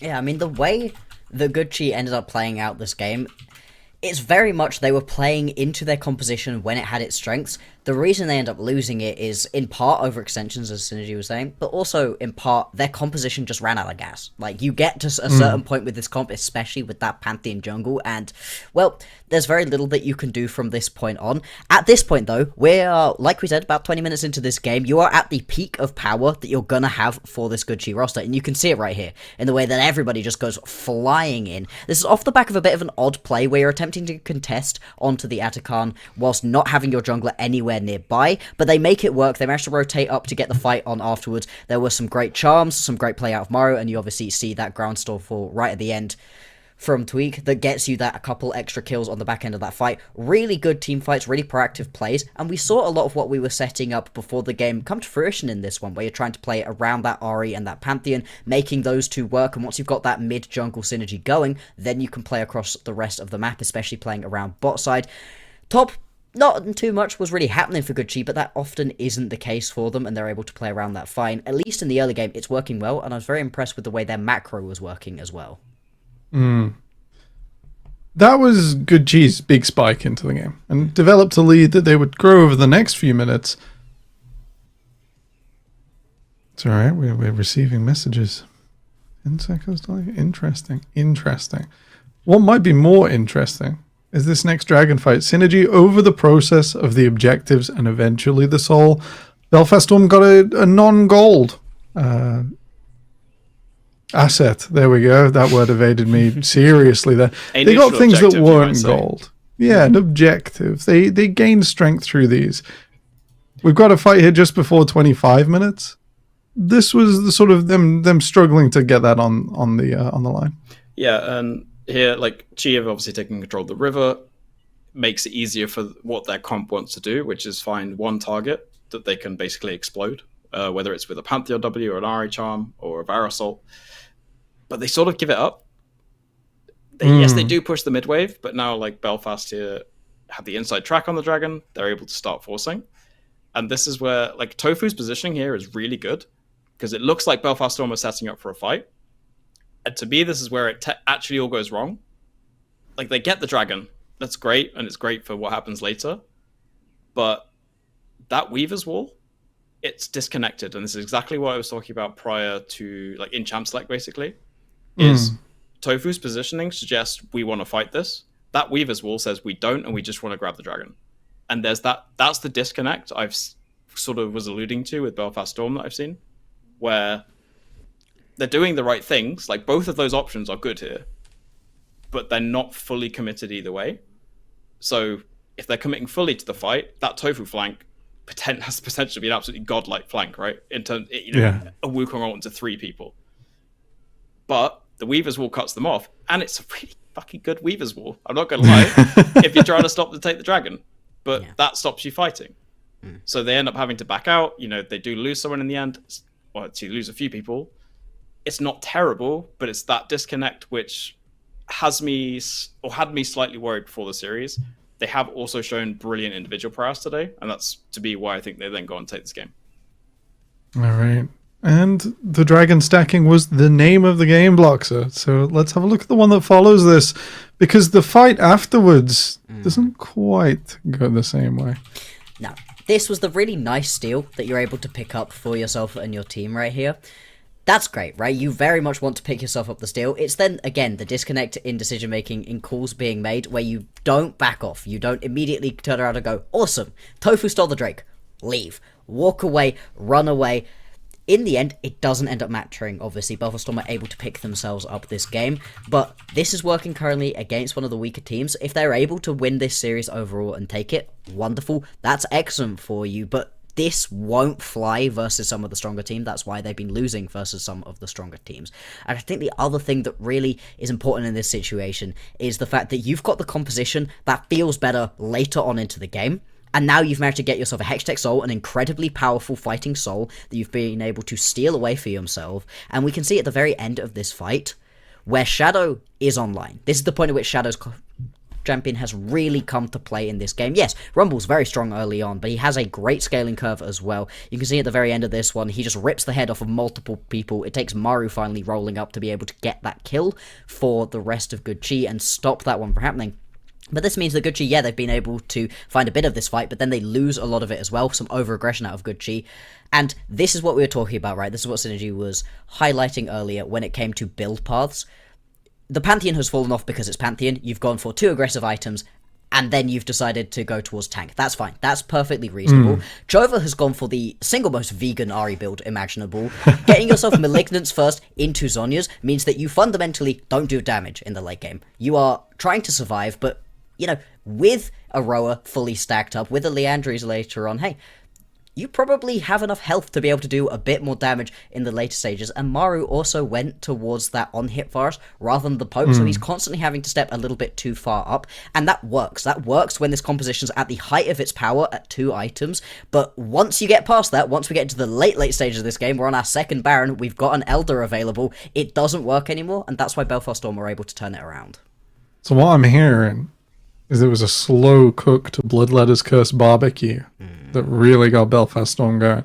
You also watched some of the best AD carries in the world on the LPL English Bloxer. Fuyu Ezreal. I think, maybe he's getting there, because, he was patient, and later on, oh, baby, some of those arcane shifts were absolutely on point. Talking of which, the end of the game, Belfast had another dragon. The Elder played out really long, just falling off now because Fuyu managed to kill multiple people in front of it. And finally, they get to crack the base. Yeah, and I think that I know we don't see it necessarily in this clip, but the chase from Belfast Storm after that Elder is actually basically I say pixel perfect, like time perfect, let's say, because there was a very small window for them to actually do that before G could reset. And they managed to wipe off, I think it was 3, correct me if I'm wrong, 3 Elder buffs. And suddenly, it's like a way more impotent Chi, where Chi really needed that because their comp is relying on making these picks and making these fights. I was slightly worried here when I saw this Chi engage initially. Tofu, I say Tofu, I was watching the clone the whole time, wasn't I? That's embarrassing as hell. Anyway, an expert analysis coming in. The flank from Shadow there forces Chi to basically split their focus and be like, okay, where are we going now? Here is where I actually thought things were going wrong. Tofu overextends potentially a little bit. Shadow takes a chunk of damage. But Fuyu... Chova, go back to base, Chova. Chova, you've got a base right there to heal from. Please. Yeah. I remember you saying that massively. Blocks are just like, Chova, please, bro. Just base. You're good, but, there's nothing a Pantheon and mini Gnar are going to be able to do here against basically fully stacked Ezreal, a very fed Rumble, and that's the end of the game. Yeah. What is it? Right. We've broken it down 4 big replays for Belfast Storm's fingertip hold on here, their recovery, the clutch factor in game 1 to be studied, but further and at a later date. After this short break, we will be back with game number 2, so we'll see you in a minute.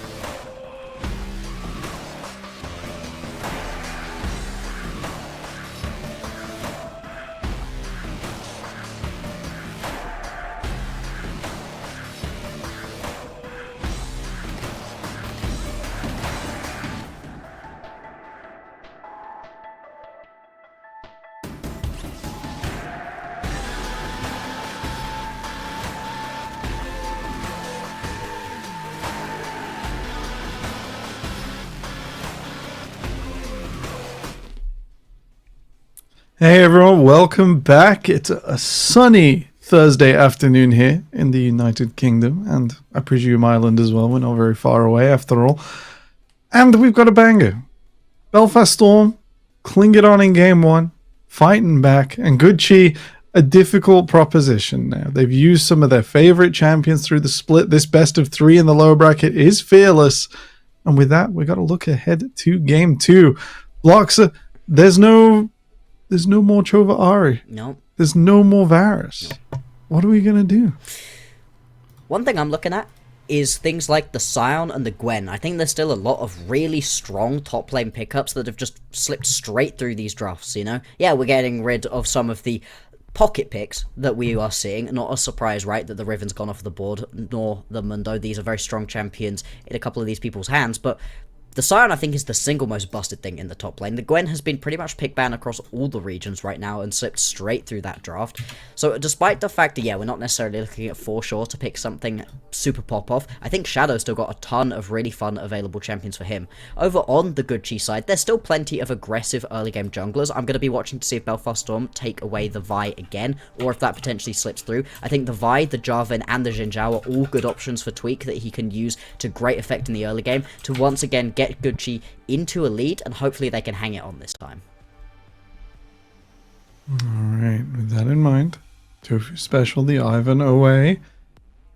It'd be interesting to see whether Tweak goes back to the Graves. We saw a reasonable amount of success with that. It was banned last game, actually, wasn't it? I think, in the second round. Graves? Yes, I think it 8-1 in the second round. Xin Zhao going as well. Big power picks, but I'm not seeing like a theme that people are leaning into. Well, okay, maybe Chova's not allowed that. It makes a lot of sense. Chova's not allowed fun today. That's this does leave Orianna up, which was previously Good Chi's third ban, I believe. Just out of more of a note rather than expecting it to be picked. But if you're early picking Azir like that, interesting. Potential for something a little bit more wombo again for Good Chi if they want it. This is also just one of those picks that Chova really likes. Not surprised to see that one picked up. I was wondering if he was going to grab it in the previous game.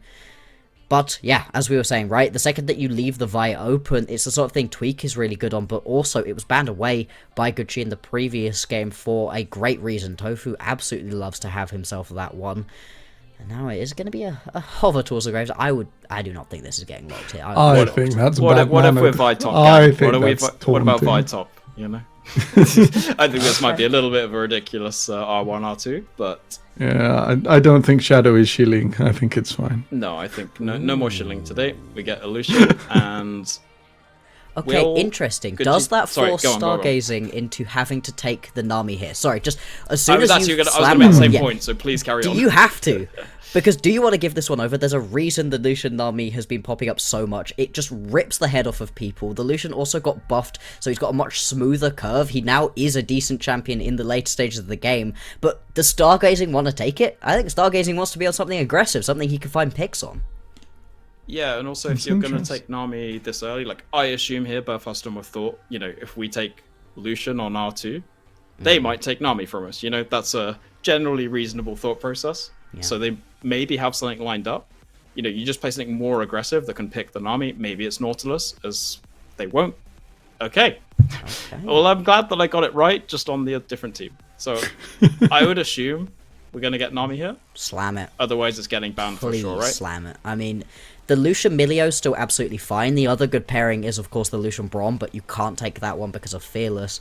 I think not slamming the Nami here would be baffling, right? There's other decent pairings alongside the Lucian, but there's a reason that they are together so often. Fascinating that they decide to go a different way here. Little Pants obviously is a big fan of these tankier engaged champions, but that extending to the point at which you've got Lucian Nami available to you and you don't. Way, just a reminder, it's Jamsu. Yeah. Sorry, Jamsu, of course. Yeah. It's alright. Yeah, Jamsu Leona, an older meme, but it does check out. In a vacuum, wouldn't have been surprised to see Milio, but here we are. We're fighting, we're engaging, we're banning Graves, and we're saying goodbye to Orianna. It's now looking. This second draft phase is sort of looking a bit more repeat of game one as well. There's clearly very obvious champs that these teams do not want to play against. I'm curious. I'll ask for your expert opinion here, Bloxer, of like what do you want to see into the Azir? Because in my head, there's a few ways you go with it with this comp. Like maybe it's an assassin, but assassins aren't super popular, right? No, I would very much be on team just handshake this lane. I think there's a reason that you're taking away two of the best handshake lanes right now and just saying, no, we don't want to have to deal with this mid lane being as chill as possible. I think you can just absorb the pressure in this lane and allow it to happen. I think right now, as much as these are relatively similar drafts in the styling, they flipped around. Belfast Storm are all about the early game right here. Even if you pick yourself up something like the Akali here that they are hovering on towards, you still aren't going to kill this Azir. I think the Victor's fine. Yeah, there we go. Another one of those handshake options. Yeah. Mid lane is boring, mid lane is easy, and to be fair, that also gives you some late game scaling that you were desperately needing here for Belfast. You reckon it's enough to rip through the Scion? No. Yeah, once we get late enough into this game, absolutely not. I mean, right now, Gucci's late game surely here is to ensure the Scion is as weak as humanly possible. I don't know what Shadow's... Okay, this is crazy because we are going full scaling on the side of Gucci. Maybe we'll see if this Nidalee is locked in. At least it's some early game pressure, but I don't think it's going to work with what they have. Nah, this is a very late game comp. You need another tool. You need to be buying space and time hitting right here on your Vayne and your Azir. That could do it by just getting into the backline. This is a crazy comp out of Good Chi. The first three picks, you're like, oh, cool. It's a late game wombo combo. It's a late game front to back team fighting composition, you know? We'll grab a Jinx here. Okay. Grasp Jace. Tank Grasp Jace top into Scion. Grasp Jace. I think you're on for things like Gwen. You gotta kill Scion. Yeah, like it has to be, to me, in my head, stylistically, more of like a split pushing type champion. So you actually have like a secondary threat. Because any like 5v5 fights are going to be pretty grim. I guess Aatrox actually sort of fulfills both to an extent. Like you do have team fight presence. You're not necessarily going to slay the tank super quickly, but also in the 1v1 against Scion, he's going to do alright and is going to scale into that matchup until Scion has like 2 billion health and can no longer be killed. Interesting comps. One team is like, hell yeah, see you at 40 minutes if we make it. And the other is like, I'm going to pummel you in the first 20 minutes. If I don't, I guess we'll see you later. I'm going to push you both for a prediction, as we are very, very swiftly onto the Rift after this phase. Bloxer, I was on the Good Chi train as well. I didn't say anything. I didn't want to jinx it. Belfast Storm have got some insane pick right here. I'll stick to my guns. I'll stick to my guns and say the Gucci are going to be able to pick this one up. They've at least got some more late game options than they did previously, so that's something. But I do not feel good about that prediction. I really don't. Synergy, are you still on for your 2-1, even though it was Belfast flavoured? Officially, so that's why you can probably guess what my prediction here is going to be, which will be, I think Chi are better when they're allowed to scale and their comp suits scaling, rather than playing, like, as an overall composition. The asterisk there is Tweak. I do agree that Tweak in the early game is better, but he's still on the Neferi. Neferi has potential for a lot of impact here. I think this is a good cheese game. I will still back Belfast Storm to win 2-1, but they aren't winning this game. All right. To find out if Tweak has got that dog in him, Alsoik, Nick, take it away. Thank you for the introduction. As always, Temporal, Nick V. Once again, we are back, ready to talk about this game and a very interesting draft coming out of Good Chi for sure. And of course, Belfast Storm. What do you want to say about, I guess, you draft going into this match? I think I want to talk about Belfast Storm's comp a little bit before I hop into the Gucci one, because I feel like Belfast Storms is kind of all over the place, where Lucian and Leona want to fight early on. Vi wants to do that as well to get a lot of lane agency. Victor kind of wants to chill a bit in the mid lane. Play a slower game. Yeah, exactly. And Aatrox, of course, is Aatrox. He will always be strong with the ultimate. But then with the Gucci, there's a lot of comfort picks. We have a Vayne for Maro. We have a Azir for Chover. We have a Neferi for Tweak. That's a lot of comfort power picks for Gucci, and they are well-rounded as well. As Stargazing starts off the match with a bang, nearly catches Tofu there off guard, and we have a pause. Okay, while we get that sorted out, let's get back to what you were talking about there, Nick V, quickly. I don't know what's going on there. Surely we'll find out soon. But yeah, you were talking about their draft. You think it feels a little bit disjointed, and honestly, I'd have to agree with you on that. I think that the Aatrox for me personally feels sorry about that. The Aatrox for me personally feels a little bit out of place, especially and because I think, like you said, the game that the Aatrox wants to play versus like the Victor and the Leona Lucian is very different. Victor seemingly always wants to create space, have terrain control, and Aatrox and Lucian, and they want to go forward, right? Yep. They want to push forward, get kite back, things like that. So I'm very interested to see how the team fights and skirmishes play out, because I think skirmishes is where the Belfast Storm comp might be strongest. I on the one hand, I want to agree, but they have a lot of issues, I think, to be able to get that front line active, because Aatrox will be the majority of the front line, and of course with his ultimate he gets to heal a lot as long as he gets to hit a lot of champions. And with the comp that Gucci right now has, is I'm worried about the Aatrox, because you're not going to reach the Vayne through a Nautilus and a Scion. Naafiri will jump on your back line. She will auto-track Lucian and right. you know, hopefully for Gucci, instantly kill him. And Azir will either be away from him, or he will also be in the back line to dive on top of the Lucian and the Victor. So I think, yes, Aatrox can get a lot of agency on the map. I don't think he can outpush a Scion, first of all.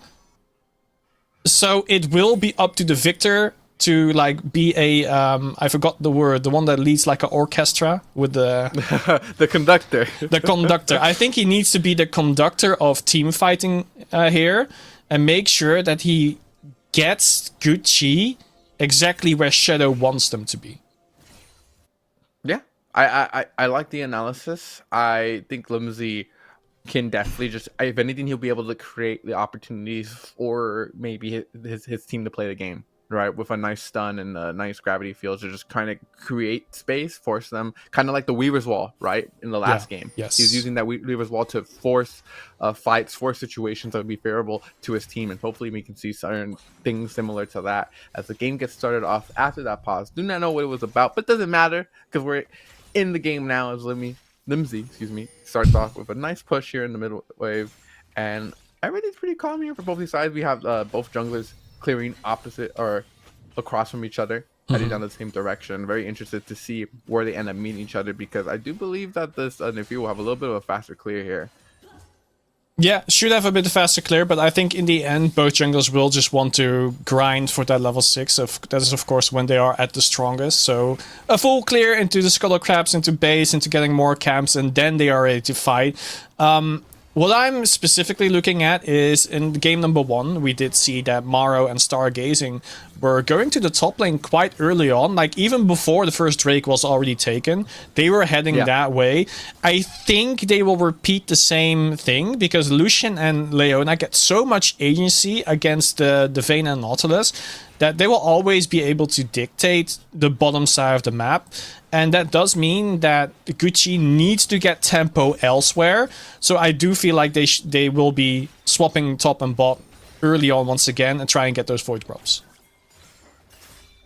Those Void Grubs definitely will be a very important objective for both these teams. Gucci in particular with that Scion would make a lot of use out of them. So definitely, hopefully the priority for Tweak here in this match here, and Tofu just going to be looking to match him where he's at, as currently Jamsu Zenith Blade forward, but this is as they take over to 3, going to be forced to instantly walk away there as all the CC gets used up to the start. Maro, though, will be able to get the Silver Bolt proc off, and that's a lot of damage onto Jamsu very on into this game.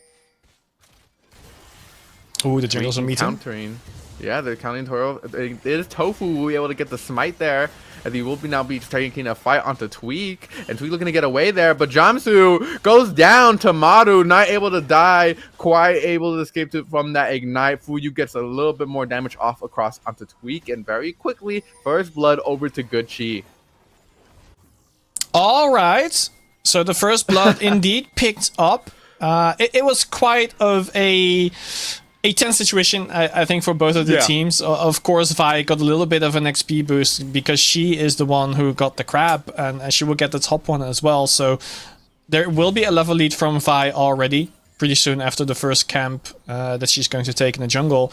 At the same time, Maro getting an early kill is going to be very important for Gucci, because Maro is on like the highest scaling champ in the game. Never forget Vayne, with the true damage and attack speed, she can just run through anyone on the Rift. Like even Leona, when she uses her W, is not safe against the Vayne at that point anymore. And like getting an early kill like that, being even in CS against a Lucian, is so important for Maro.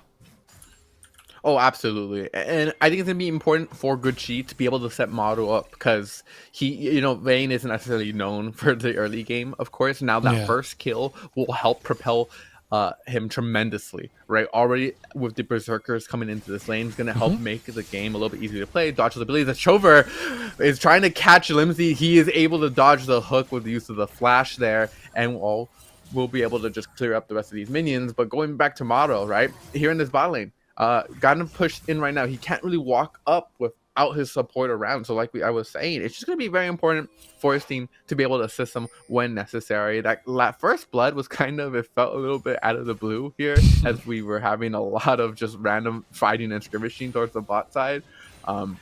Luckily, it went for Gucci's favor, right? Maro's happy with that. But the Drake is now up, and both these junglers looking to get prio over it. Yeah. I'm just looking at if Tweak is going to hop over the wall and get the Drake right now. Vi going back to base, of course, they shouldn't know that Vi is going back to base, so I feel like Tweak is first going for a gank in the bot lane potentially, and then go for the Drake. He's setting it up. Jumsu stepping forward, into the bush. The Silver Bolts are going to be stacking up. That lethal tempo makes for a great condemn, and Jumsu just instantly gets popped. And just like that, as quickly as it's spoken of, another kill here for Tweak, and they were able to get a prio down here in this bot lane. Gonna go reset and hopefully come back to the map. Maybe get some new focus onto this Drake. Finally, the grubs are gonna be spawning in pretty soon here as well. Yeah, and I think this just all comes down to like the Leona curse. Once you're in with Leona, once you're caught out, you're just not getting out. And you saw exactly what happens, got blown up. And again, as I said earlier on, Chi favoring the Void Grubs. They're already sending their bot lane towards the top. And I do think that the Belfast is reading the exact situation. Actually, never mind. I stand corrected. Lucian was heading bot side, and now that Vayne has shown her face in the top side, now they will swap around. But it does mean, again, tempo is on Gucci's side early on.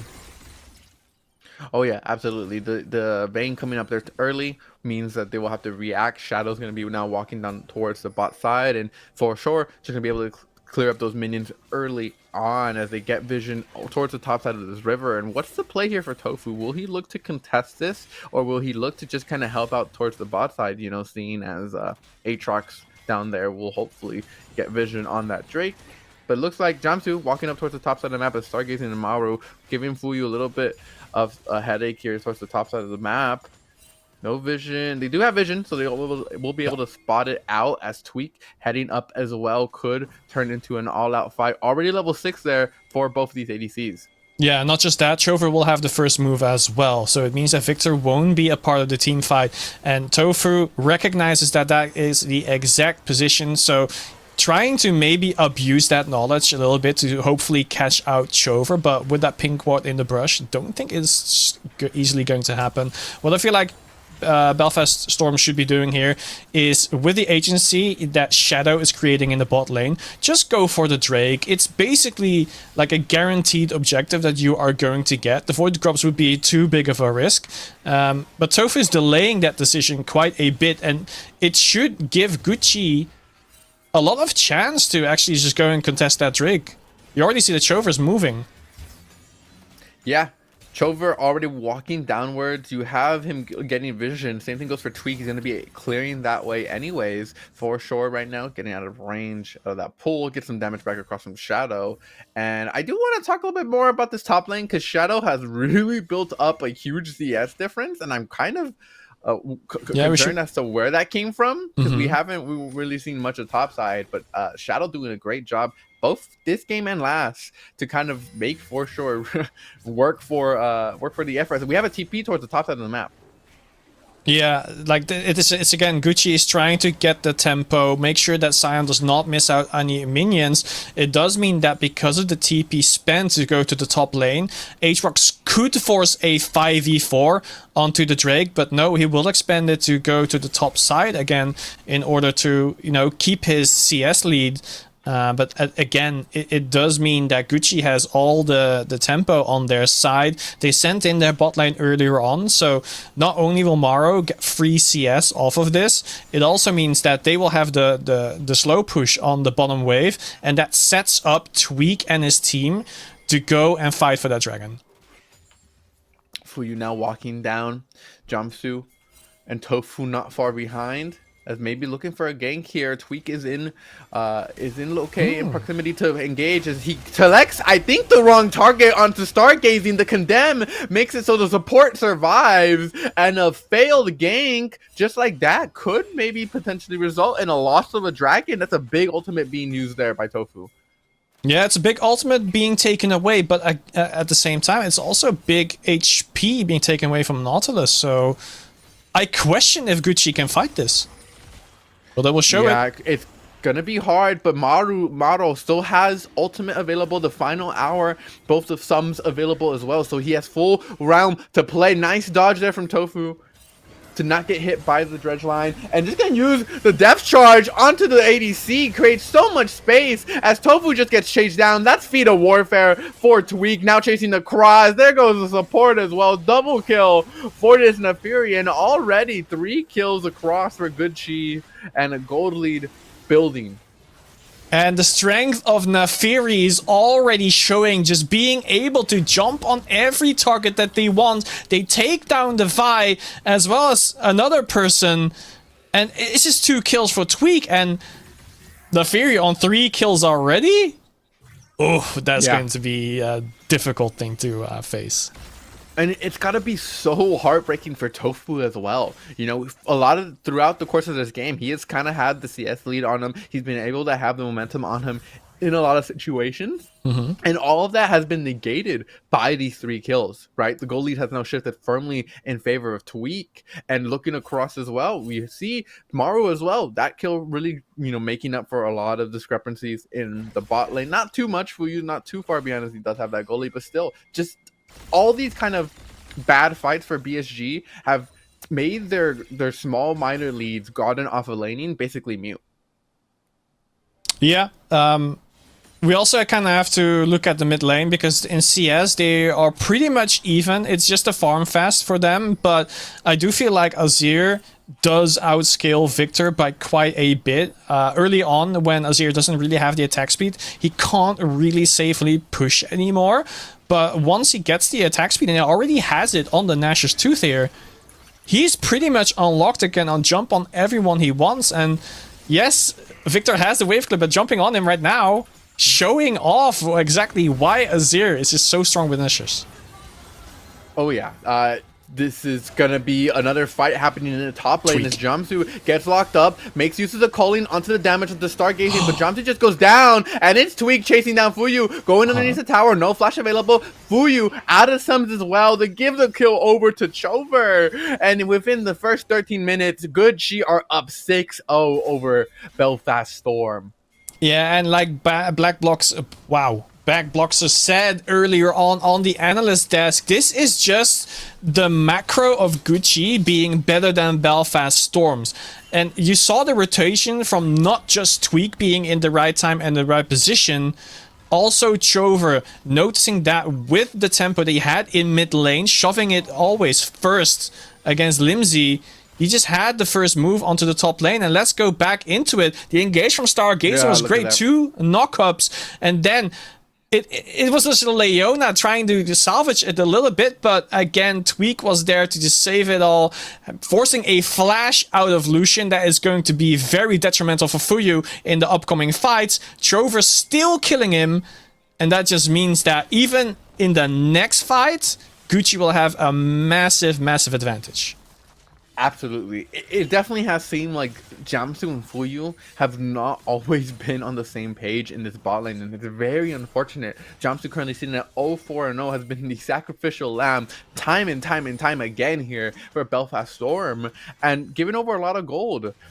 It's really disappointing to see. Obviously, this Leona kind of like a once you're in such a scenario, right? So it has resulted in a lot of his deaths, but right now Tofu looking to get the first kill on the board maybe for Belfast Storm, trying to get damage across onto the Scion, but that is a tank with Bramble Vest, so will not be dying anytime soon to these 80 damage champions. Yeah, Scion does not care. Like, right now, he still cares a little bit, but they should care about Tweak right now. Tweak right now as he just gets locked up and instantly goes down, shut down, going over to Jamsu is not what you want, but Fuyu looking to get more, get stargazing as well. Nicely done there by the bot lane duo of Belfast Storm to get 2 quick and easy kills. Tweak stepping too far forward.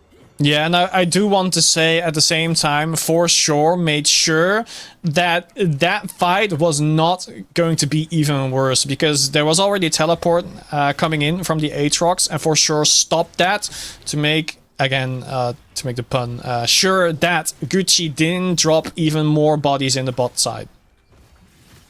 For sure, getting some damage off across Shadow. Just gonna get some more of those grass stacks. It's in the mid lane. We got more trading going on. Did he end up using that gravity field or that electric storm there to, I guess, maybe even up the damage on that 5? Rift Herald will be going over to Tofu as the next Drake spawns in 30 seconds. Going to be a key objective for both these teams, especially Gucci, who are looking to start that dragon stacking as soon as possible.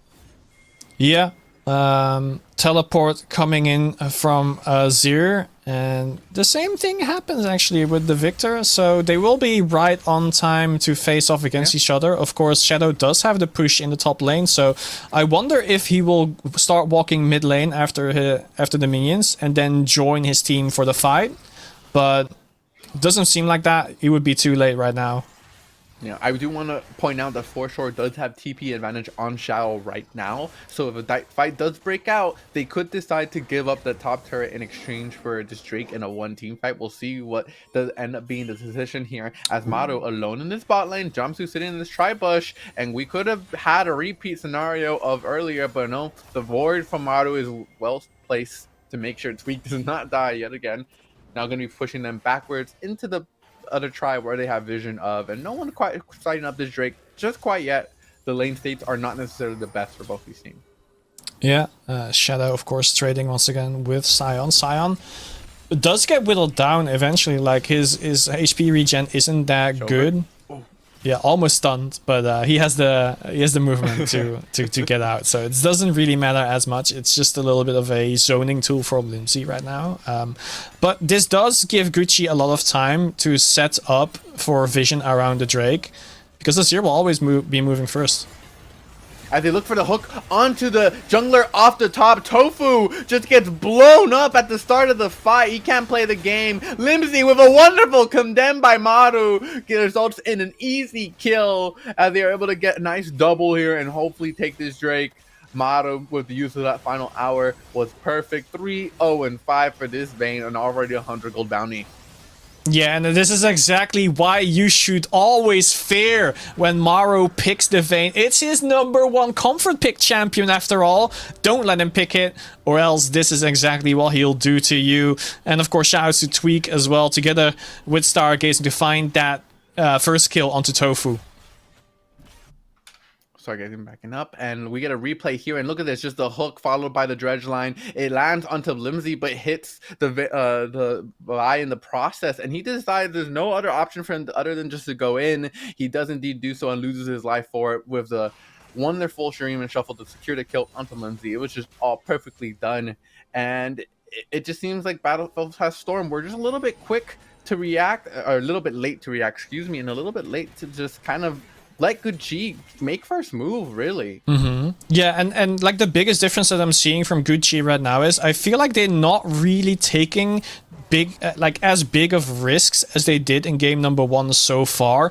They play it calm and collectedly. They make sure that they have vision before they initiate on an attack onto Belfast Storm so that they're not caught off guard. And just look at where that gets them. 3 Void Grubs, 2 Drakes. They got towers as well, or at least they're pretty much working on it in the top lane, and they're pretty much getting everything on the map, while Belfast is getting absolutely nothing.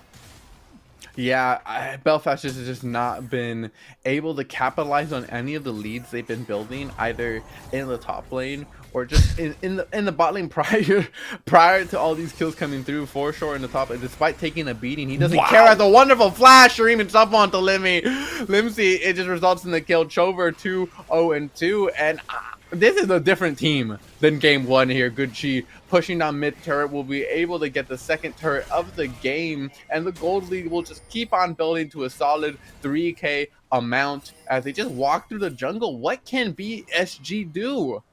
Yo, Chover, Shades of Faker, just predicting the flash from Flimsy, flashing after it and then ulting. He's so good.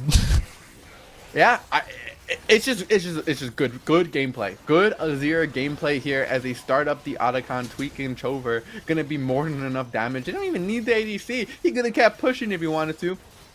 As Tofu and Jamsu are walking down, TP from Shadow will be used as well. Limsey, but it's just too late. Like you said, it's dead. Thornbound Otacon being taken by Gucci, and they have not.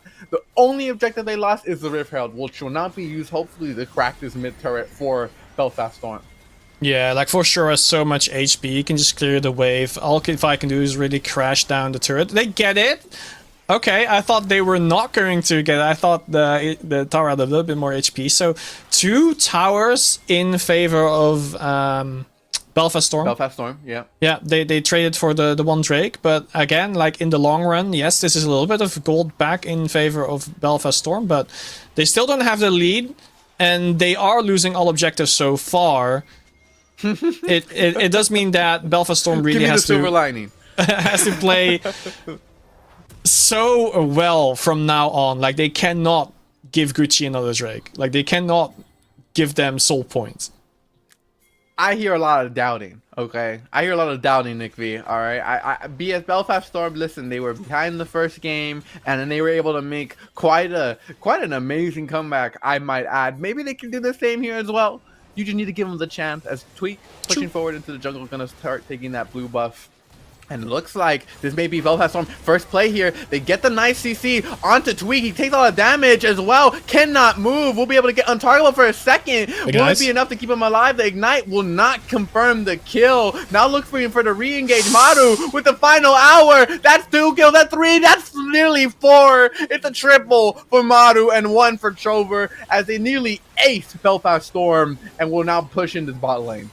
Oh, yep, they got outskilled by Tweak, pressing W after the CC was landed onto Nefiri. It was so close for Tweak to die as well. Like, if he died there, that would be, like, kinda worth it already. But then Gucci, again, having the better tempo, it just means that they will be there earlier to protect Tweak. Yeah, and the CC chain is immaculately timed by Belfast, but a little bit of shielding by Stargazing, and it does mean that Tweak gets to survive, and then just the re-engage by Stargazing. Again, Chover following up beautifully, and then Maro going for the cleanup.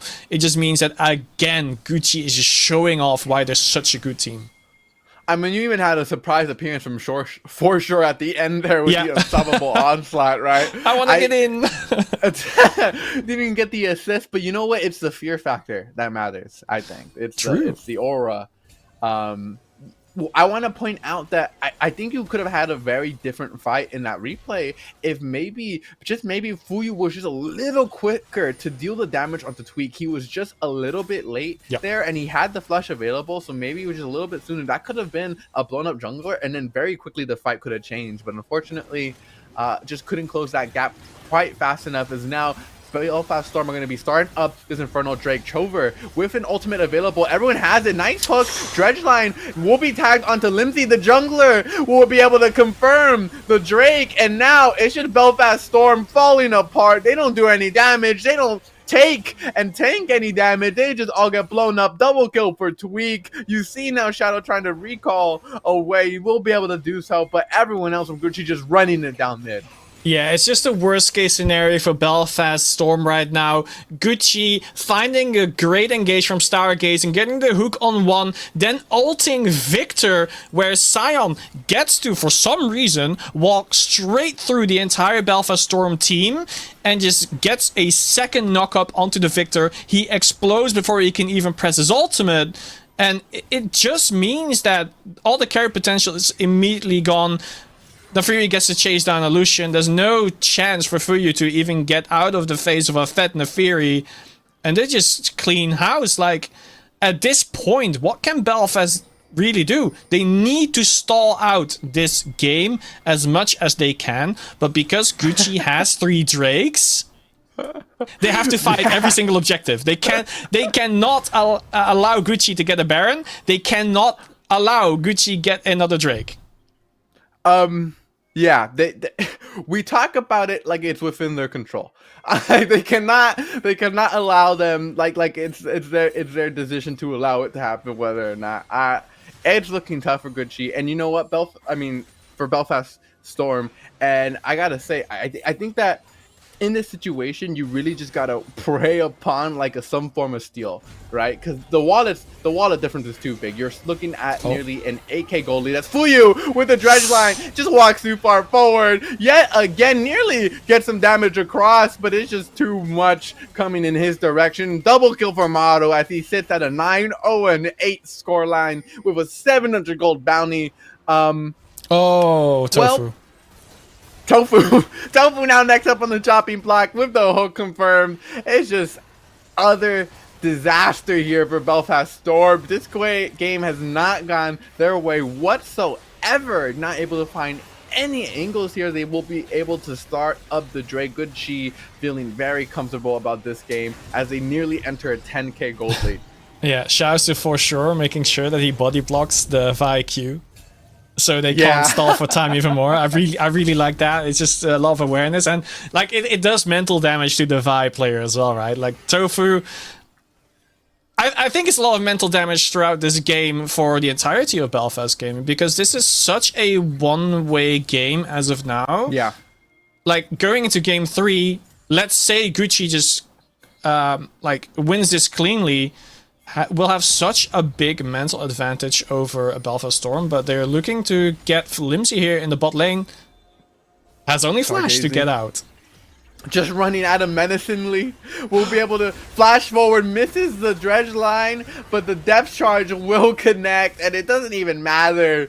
Tweak just chases him down, now running across the map, and this Nefiri is so fast. Maru now in a 1v4 scenario, looking to stay alive, does in fact go down, not before taking one with him as well. You have Chover over the wall, Shadow trying to get some damage down across, Tweak onto Tofu, and that's just not a winning fight here. They get to the ADC, but they get ace in response, as now they'll be running down the mid lane with this Baron. Yeah, Belfast Storm tried to get a play on board, saw that Victor was getting ganked, he got killed, trying to get Maro 4v1, but Maro just squeezed out another kill, and now just looking to end the game. Respawn time is 10 seconds on the Victor, so he could drop the ultimate and go for some wave clear, but really have help in time. I don't think so. I think Limsy is going to try all that he can to maybe keep this going. Maybe a quick kill into T with the Electric Storm will balloon into something big enough here, but no, it's just too much damage. Fuyu forced to flash away, forced to dash away. He just goes down anyway, down into the dirt. And Gucci with what feels like a statement game. Where were you in game 1? Able to end this game out 29-4, tying up the series 1-1. Yeah, and just what a big statement, as you said, it is for Gucci to, you know, they lost game 1. They said, chat, don't be game 1 Andes.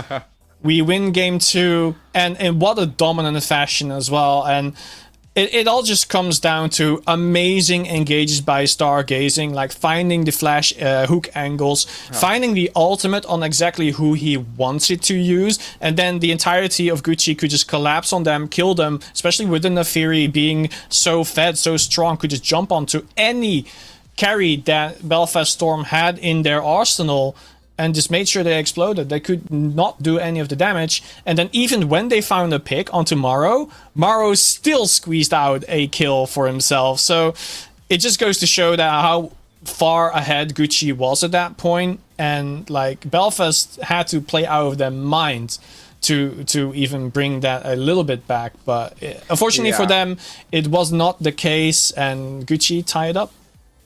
Gucci do indeed tie it up, and for Belfast Storm, definitely a game 2 that has to hurt, especially coming after game 1, right? You probably felt the motivation that, hey, this is very much winnable, this is something that we can do, and here it just feels like everything kind of slipped out of their hands. I feel like all the proactivity I was seeing in the first game just kind of disappeared for some reason, and Gucci just never gave them a moment to breathe. So look, going into game 3, I wonder what the adjustments are going to be for Belfast Storm, but that's for the desk to discuss, as they will go ahead and take it away. Or excuse me, sorry, we're heading to a break right now, but we'll be right back with the desk and some replays. Do not go anywhere as we head on to game 3 of this matchup. First pick Graves.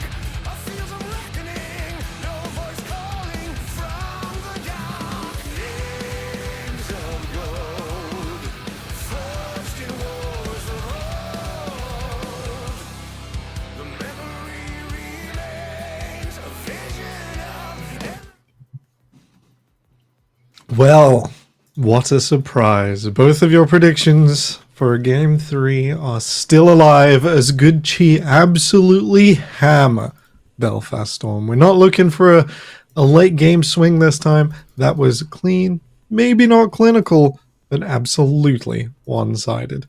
Bloxer, how does it feel to not be the best of a Belfast duo prediction still intact? I was sweating there a little bit, I will be honest, right? It felt like the composition Belfast Storm had for themselves should have worked. Nice early game priority, at least in the bottom lane. Tofu should have been very proactive during the early stages of the game with the Vi. The Vi was banned away in the previous game, one of the highest priority champions for a reason. This game really revolves around what you could do in jungle early. The Vi, one of the best champions at that, but Gucci, they pull it out of the bag with that one. I mean, if you thought game number 1 was dominant for them for the first 25-30 minutes, then game number 2, Gucci just dismantle everything that Belfast Storm want to do, and they do it all through Tweak, Maru, and Stargazing, having an absolute clinic for themselves. Synergy, tell me how excited you are about them over this replay. Well, give me one moment to see the replay because I've just clicked the wrong. Yes, I do forget that I can't just cue this. We do have a little bit of briefly. I guess composition wise, we expected a bit more aggression out of Belfast Storm early, with the likes of the Vi, the Lucian, and the Leona. I think this is to be honest, a big. Here we are going to head into the replay, which this fight was a masterclass. To be honest, it felt initially like it was going to go well for Belfast. Yeah. However, Mr. Chova decides to channel his inner faker, get a lovely, lovely shuffle. Obviously, the hook from Stargazing and the ult for Stargazing as well. Very, very crucial. Yeah, to me, AD carry, support, and jungle for good Chi here were absolutely pivotal. I think, for sure, as we said in the previous game, he does his job and he just does it well. No qualms, no issues. He's going to be a rock for you. But I think Chi here really played well around the comp they had, because they shouldn't have really been able to get too many leads in that early game. You're picking Vayne into Lucian, right? Yeah. And yet, it was... I completely blanked on the jungler's name for Good Chi. Good Chi's jungler, we'll go with that. Tweak, that's the one. He was just in the right place all the time. And basically that's all they needed to do was ensure that Tofu couldn't snowball the lanes that Belfast Storm wanted to do. The Lucian's not fed. The mid lane was always going to be sort of a handshake, but they also didn't want the Aatrox to get ahead. But it was all Tweak was always in the right place to ensure that didn't happen. And in fact, it was better than that. Actually made a lot of great plays that got them advantages early in a composition that probably shouldn't really have been able to. With that in mind, I think we're almost we're going to say second replay now, Bloxer, and it's going to appear in a little bit of time, so you get a bit of run up. Yeah, so the way that this game really worked out, as we saw from the Gucci side, was you're looking to play between Tweak, Maru, and Stargazing, because you're handshaking the mid lane, you're handshaking the top lane. They do that really effectively for themselves during the early stages of the game, and then you get late enough into this game that you can just start making plays like this, where Maru should die already, does get taken down very early on, but he takes someone with him, and you're just so far ahead at this point that even though this is kinda your bot laner getting caught out for himself, you could just make map rotations happen again and again and again. Stargazing, we keep talking about him, but that was a beautiful Nautilus performance right there.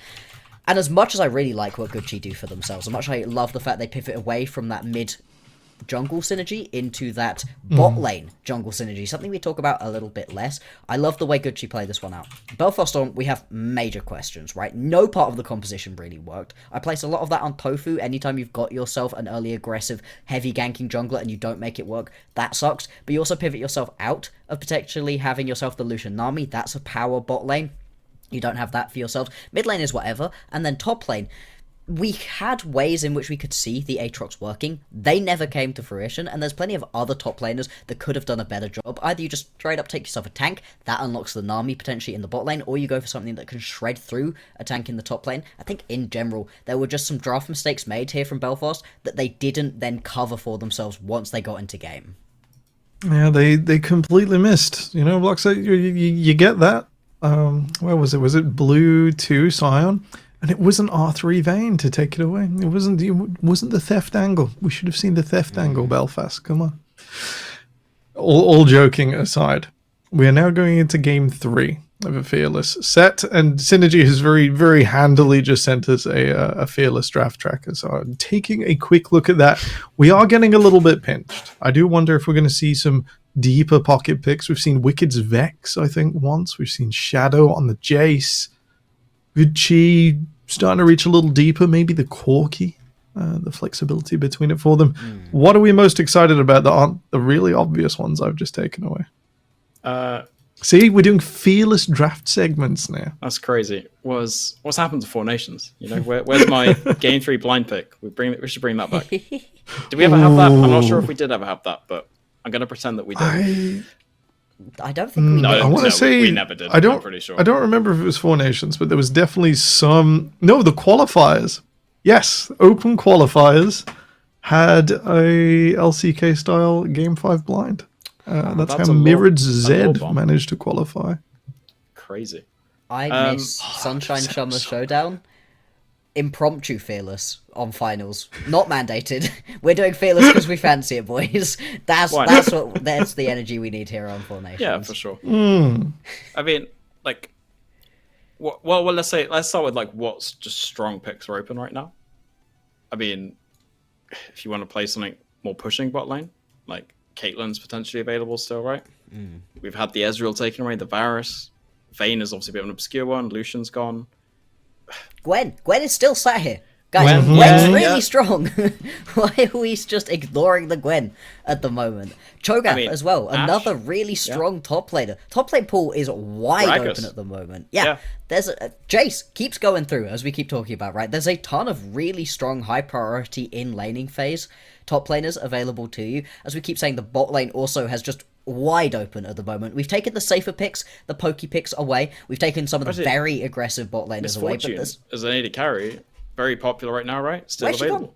Ash, as you said as well, there's a ton of really high priority picks still available. In terms of things that these guys really like playing, something I'd like to see slip through potentially is going to be that Yone. I don't know if we're going to get to allowing it through. You know, there's a reason that people keep taking it away in the first set of bans. Belfast Storm have done that now twice in a row. But if they do that, let that one through, that could be really fun for good chi. They could even potentially grab themselves something like the Yone Sejuani combo that's been so high priority for good reason, right? It's a great fun combo to get to watch. I want to see the Riven as well. I don't think they that's won't, going to happen. but it will be fun. Please, I want to see some Riven action. I miss the days back, way back in the day of getting those pure bloodthirsty top lane matchups where you got an Ignite Riven against, I don't know, like an Ignite Jace or Fiora or something, or I guess Aurelia. Yeah. Like, right, I'm going to scare everyone over a certain age right now.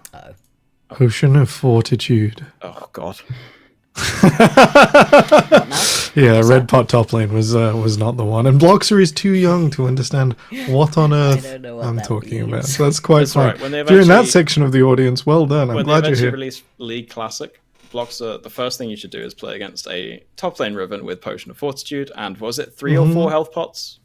It was 250, so it was 4. 4 health pots, yeah, because the game was really balanced then. And you're like, oh, I'm going to kill this Riven. It's great. Suddenly gains a shit ton of hit points and then gains a load of AD and just one-shots you. And you're like, oh, yeah, no, that's completely fair.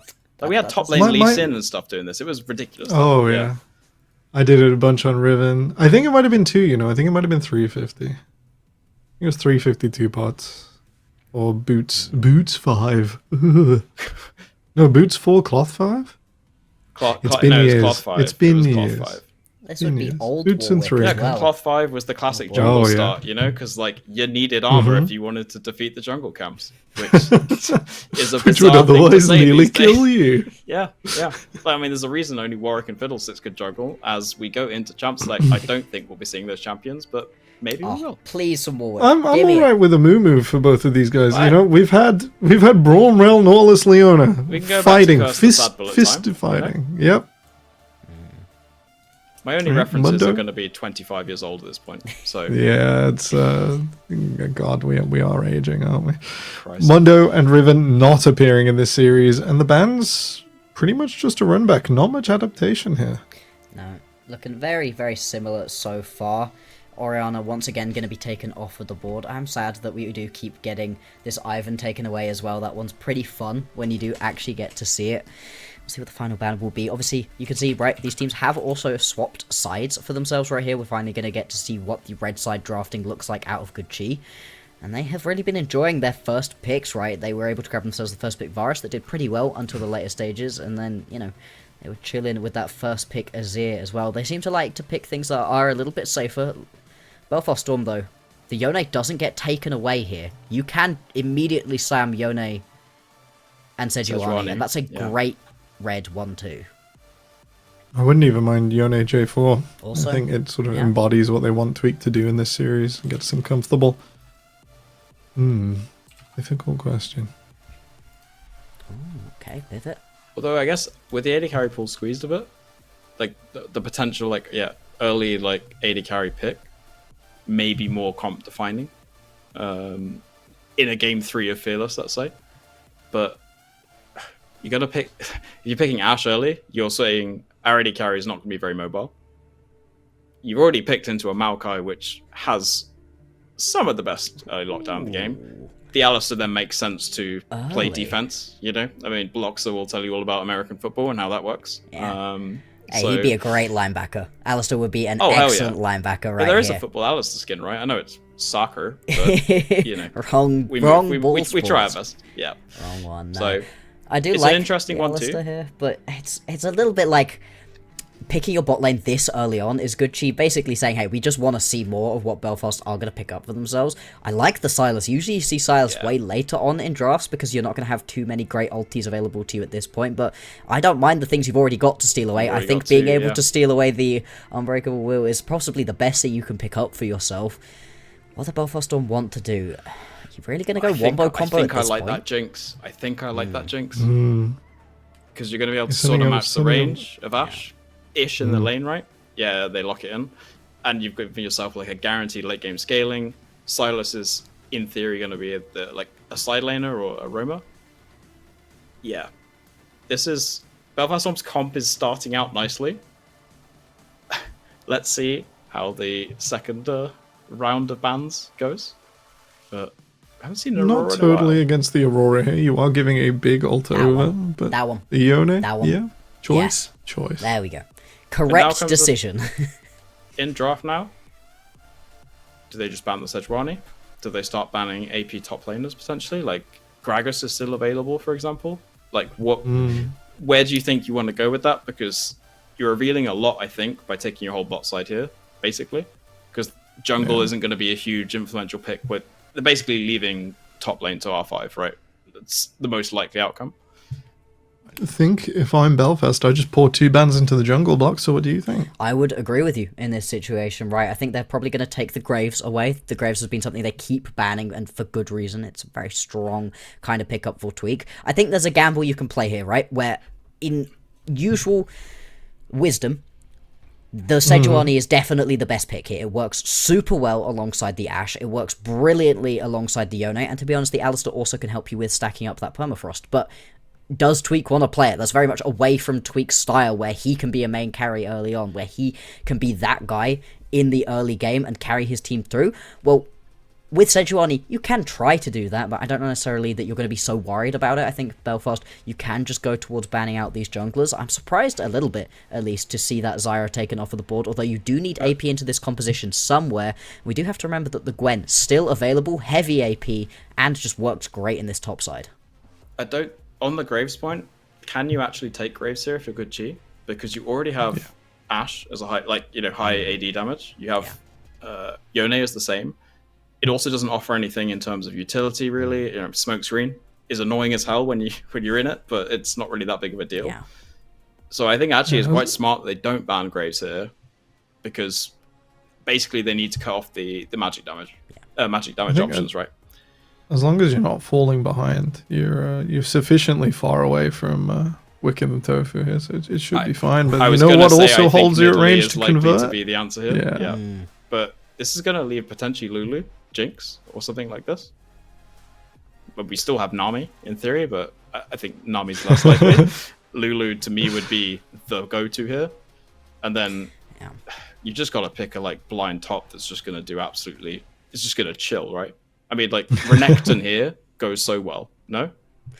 I'm perfectly happy with a Renekton. I'd love something like an Ornn, a Cassante. I think all of those are good pickups. I like the Gucci ban of the Ambessa. I think that does a similar thing where you can just sit in the top lane, chill out better right Renekton now. These days, basically, right? Yeah, you can just have a good time. This is very much the sort of composition that I'm a fan of here out of Belfast Storm, where you're a little bit more standard. The Jinx has got so much setup, but also, can you imagine the situation, right, where you've jumped into the backline as Sylas, you've got yourself that stolen away Alistair ulti, and then you also get wild growth? Like, that is an unkillable Sylas that could just maul through people. The Jax kind of works. It's not quite as tanky, but it does give you that little bit of extra damage that you're maybe looking for. That's the risk, though, with the Jax, is that you do end up having a Gragas picked into you, although, again, we're giving over quite good ultis right here to the mid laner. Sylas going to have a good time.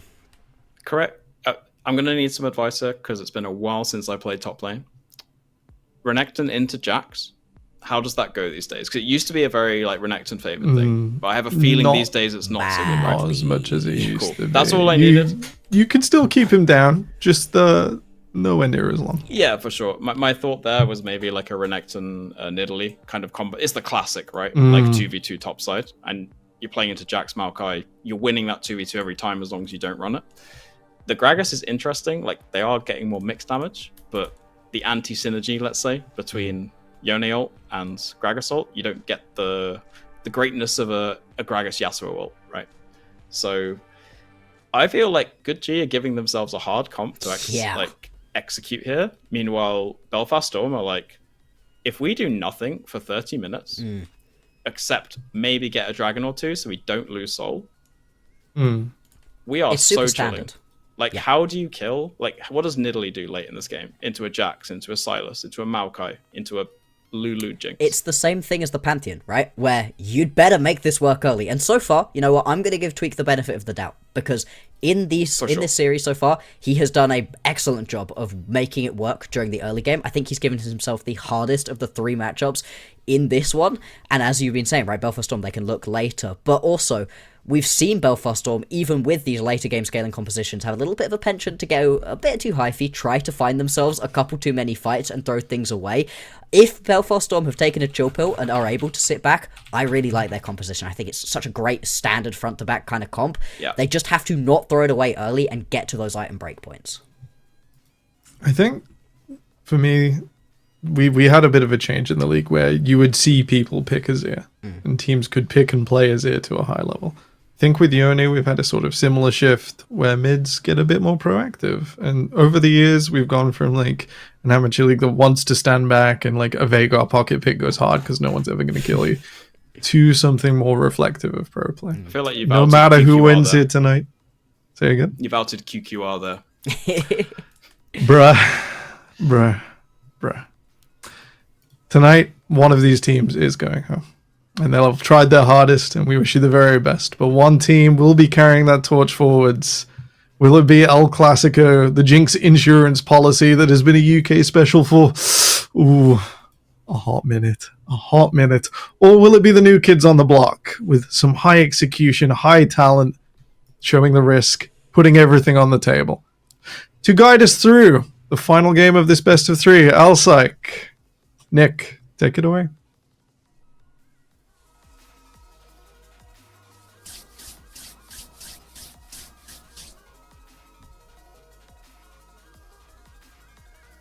For best of 3 here for Belfast and Good Chi. Excited very much to see how it plays out. And Nick, tell me, this draft, I gotta say, we were talking a little bit behind the scenes about how we feel about that Gragas pick really rounding out Belfast Storm's comp. You want to talk a bit more about that?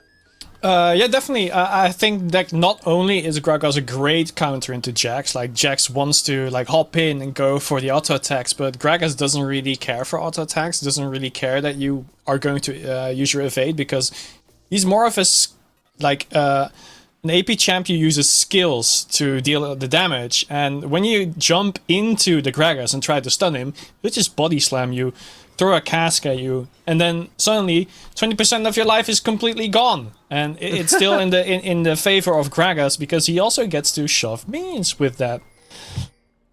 Yeah, also does a great job of adding some more mixed damage to the team comp, in addition with that Nidalee pick, of course. So very interested to see what Good Chi can do here in this game 3. Obviously, for the first time, these teams will be swapping sides here. BSG is going to be on the blue side, Good Chi on the red, and all in all, everyone doing a 5-point split. Looks like no one is doing any sneaky shenanigans like last game. Yeah, what I do like is that you already see that Alistar put an early ward in a lane brush to make sure that there is no engage onto the Ashe, because, you know, Ashe only has one escape, and that is the flash. So getting I assume he got a scouter real quick as well. It just means that they will have a lot of vision priority early on. And I like the damage on Tweak here. It should delay Tweak just a little bit. Yeah, he's going to have to run on up. Does give Jamsu some early damage there on the leaderboard. If we look right now and look at player damages, Jamsu would be at the top. So, Yo. Stop the count! Carry? Stop the count! Carry, stop the count! Carry support!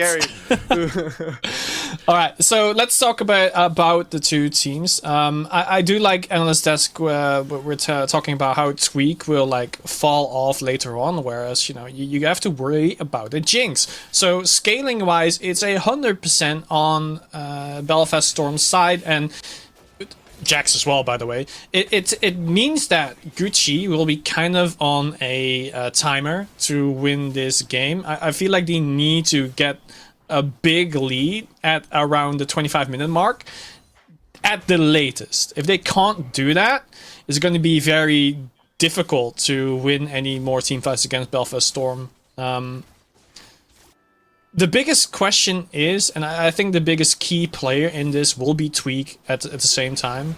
Yes, he will fall off towards the late game, but early on, he will be able to do a lot of damage. Oh, absolutely. Tweak here in this early game fight will be looking to get great clear quickly and try and find some good early skirmishes. I mean, you have the Alistar on your team as well, so it makes for a really good jungle duo pairing when it comes to diving. And the Ashe, of course, right, with the utility provided by that Glacial Arrow and the slows. They really just got to pick a target and say, that's the one we want. Go in on that one. So then I'm very interested to see how they work together. Because Gucci, in that second game, right, just now, the cohesion was superb. They were doing so well together. They were always on point, knew what the strategy was. And if they can execute to that same extent with the comp they have right now, I think it should be fairly straightforward for them. Excuse me, as Chauffeur just gets 1v1 by Limsey. Wasn't even expecting it. I thought he was alive for sure there. Limsey just doesn't he have to blow the flash there, the Fate Unsealed. Too far forward means that Chauffeur is stuck in that animation for far too long, does indeed go down, and already the Silas getting that Dark Seal and those pots will be coming back very healthy to lane. Yeah, but that was just a great setup from Limsey, just knowing exactly how the wave state was there, already taking down the cannon minion, and like for Chauffeur, the cannon minion that he wanted to get was so low, so he had to take the risk, dash forward, get the cannon minion, and then dash back. But that's exactly when Limsey said, all right, that it means that I get to do 3 damage on you, and actually just nuked him down straight back to his base. And it just means it's a free kill for Limsey, essentially, and just gets to take the lead off of it. Just the cannon minion made sure that Limsey just got a spike of gold. Absolutely. Limsey's going to be feeling very good after a play like that. You see both top laners keeping towards top side of the map. Stargazing with a wonderful talent stun onto jumps in the bot side. But meanwhile, Fuyu and Maro are just trading back and forth. Health bars will get pretty low there for Maro. But in the end, the fight ends with no blood being spilled. Yeah, no blood yet, but we like the odds, of course. Like in the bot lane, you usually, if you have to trade HP from your support or from your AD carry, you want to have your support trade their HP. So in that sense, should be in favor of Fuyu. But we do see that Tofu and Limsey are pushing Tweak away so that Tweak does not get that early agency that he wants to. So would you try and opt for a gank on Jax here? I feel like you shouldn't. Okay, he's going back to base. No, this wave is just too big. They're going to push it in. Jax, a little bit, I think, hard to dive at this point in the game, especially with the Counter-Strike available to him. Now we're just going to reset, come back to the map. Drake is, of course, up. That's going to be Grubs coming up fairly soon as well. So it's very curious to see what the map movements are going to be. Gucci, we already have seen them rotate the bottom top twice already this series. Whether or not they decide to continue and do so here is going to be the question for me. As right now we have a trade between Limsey. Does get that 6 available, does not take the Fate Sealed. Although could have, and all in all calm, returning to the Rift for just now. Yeah, I think it's gonna be a funny thing if Belfast is going to swap the bot lane over to the top lane and the top goes bottom, and then Gucci doesn't do it for once. Oh, that would be a great play.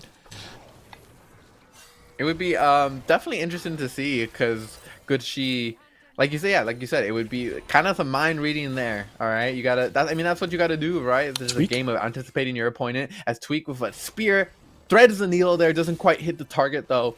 Limsey backing off away, and they get some good vision on where that jungler is. Tofu is able to just kind of slide by, so they shouldn't have vision on him here, as he might want to engage. The vision from that ward so well placed. Now Tweak flashing over the Silas, but the CC from that chain means a dead Nidalee and another kill for this mid laner, and not a good start to the game here for Gucci.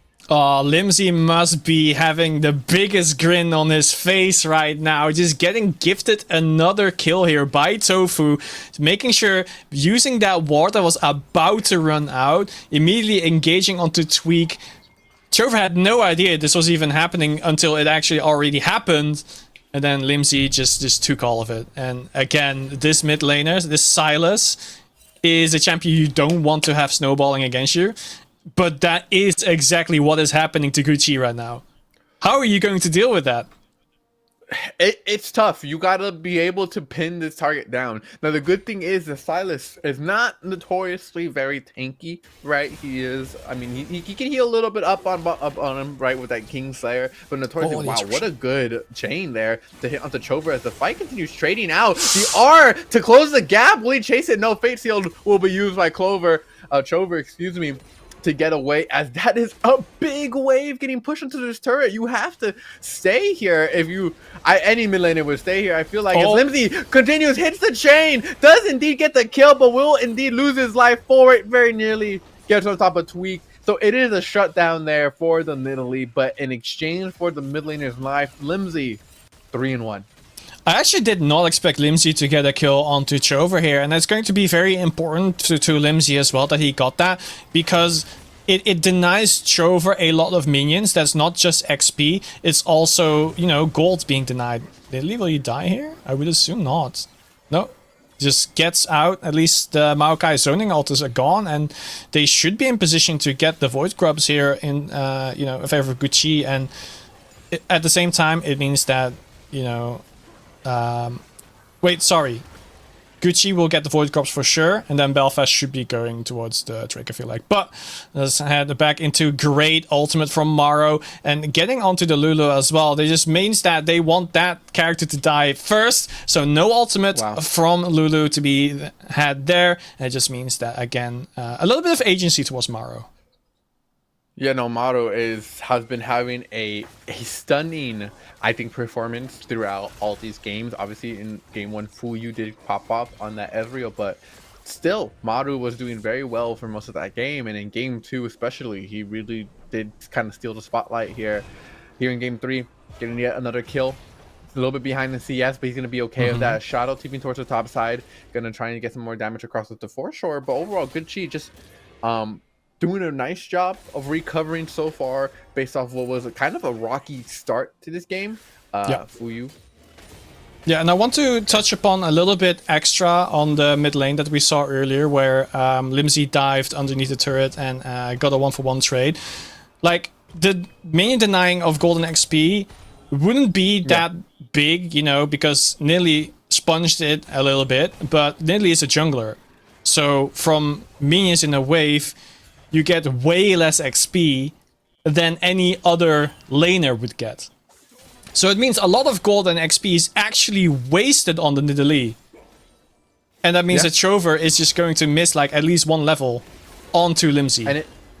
And it just confers a bigger like lead to Limsy, right? You know, that 1-for-1, like, okay, Nidalee gets it, he gets a shutdown, whatever. I'm still going to be demolishing my lane. Limsy, from Limsy's perspective, right? The question is, how can now he convert his lead to the rest of the map, right? That's going to be the question for Limsy, and he's going to have to try and figure that out, because right now, Fuyu and Jumpsuit in the bot lane hurting a little bit here. Maru and Stargaze going to been able to have nice leads in this lane. We see Tweak clapping up towards the top side, so everyone right now is just going to be farming up, waiting for these next objectives, and hopefully we can see Limsy make use of his lead and try and help out some of his side laners. Yeah, what I'm going to expect is that both the junglers will be focusing the bottom lane a little bit more, and specifically I'm looking for Belfast to make the first move every single time, because Silas is so much stronger than Yone. He should be pushing out the mid wave way faster than Chover can, And it means that Limsey has the first move every single time. And if he times that correctly with Tofu, they should have like a 4v3 in the bottom early on before Chover can even join the fight. And, you know, those couple of seconds could mean that it's already too late. Indeed, as we see now towards the top of the map, Shao, as we pan away, sorry. Just more trading happening throughout, stargazing, trying to get some vision here towards the tri-bush.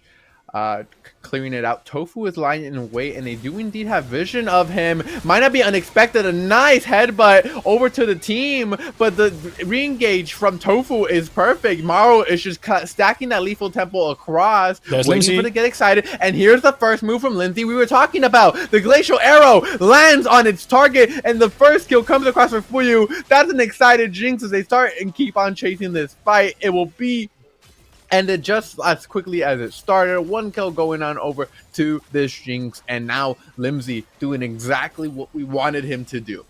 Yeah, I do want to give a little bit of props to Chover, recognizing that, yes, Limsey will be there earlier, so let me just use the teleport to get there.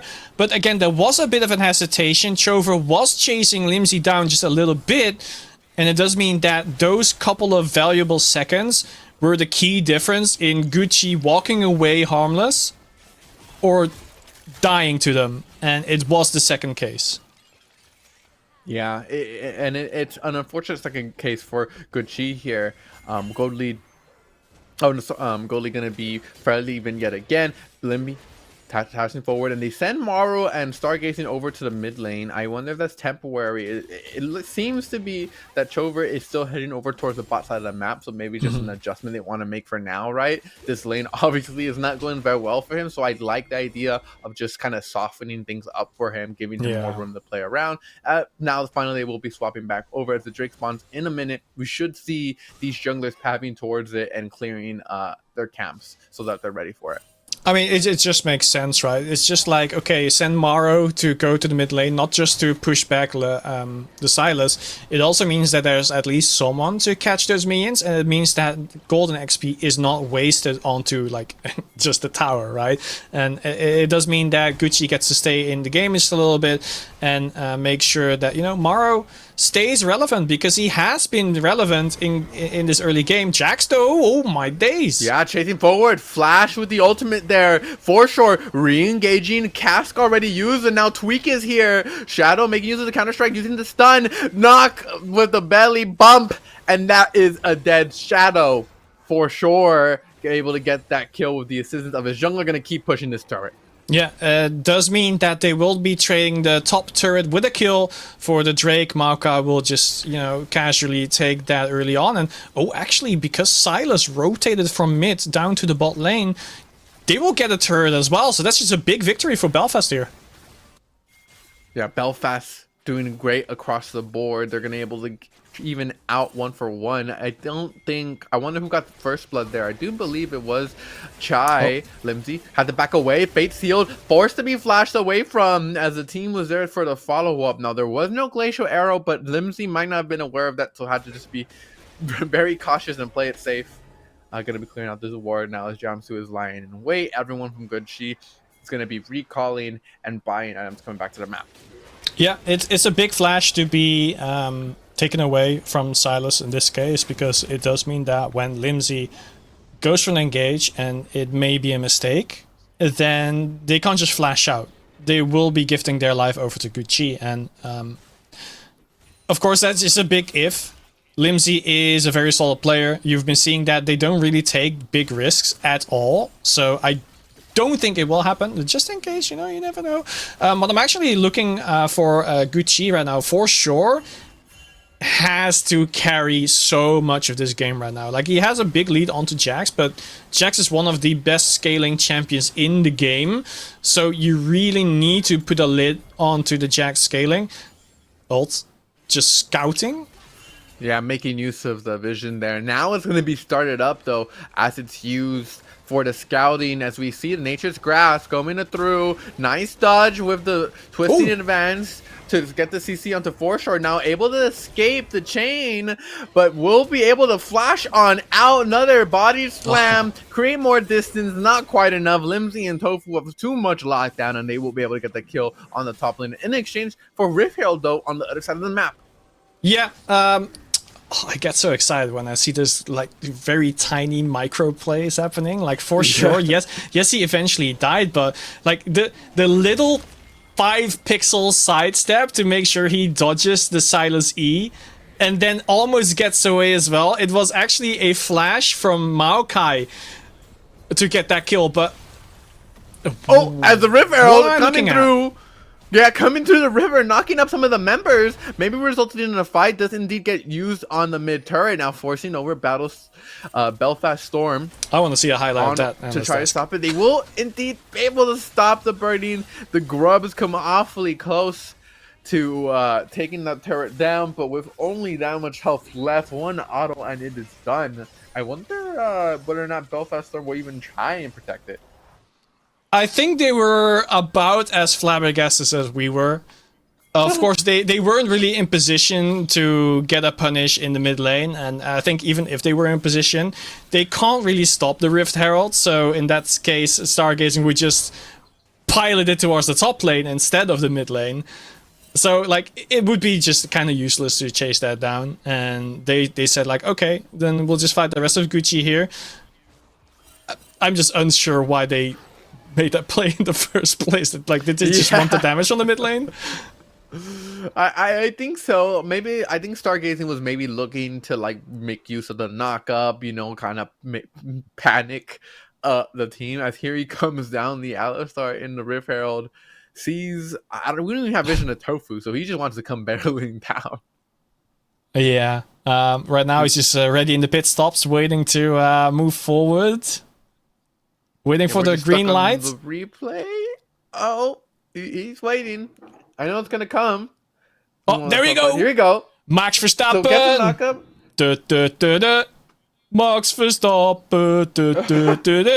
Almost gets to the finish line as well, but barely crashed and burned just before he got through. He should have autoed that. I'm calling it. He should have autoed the turret and ran upwards. I think that turret was actually dead if he had just autoed it.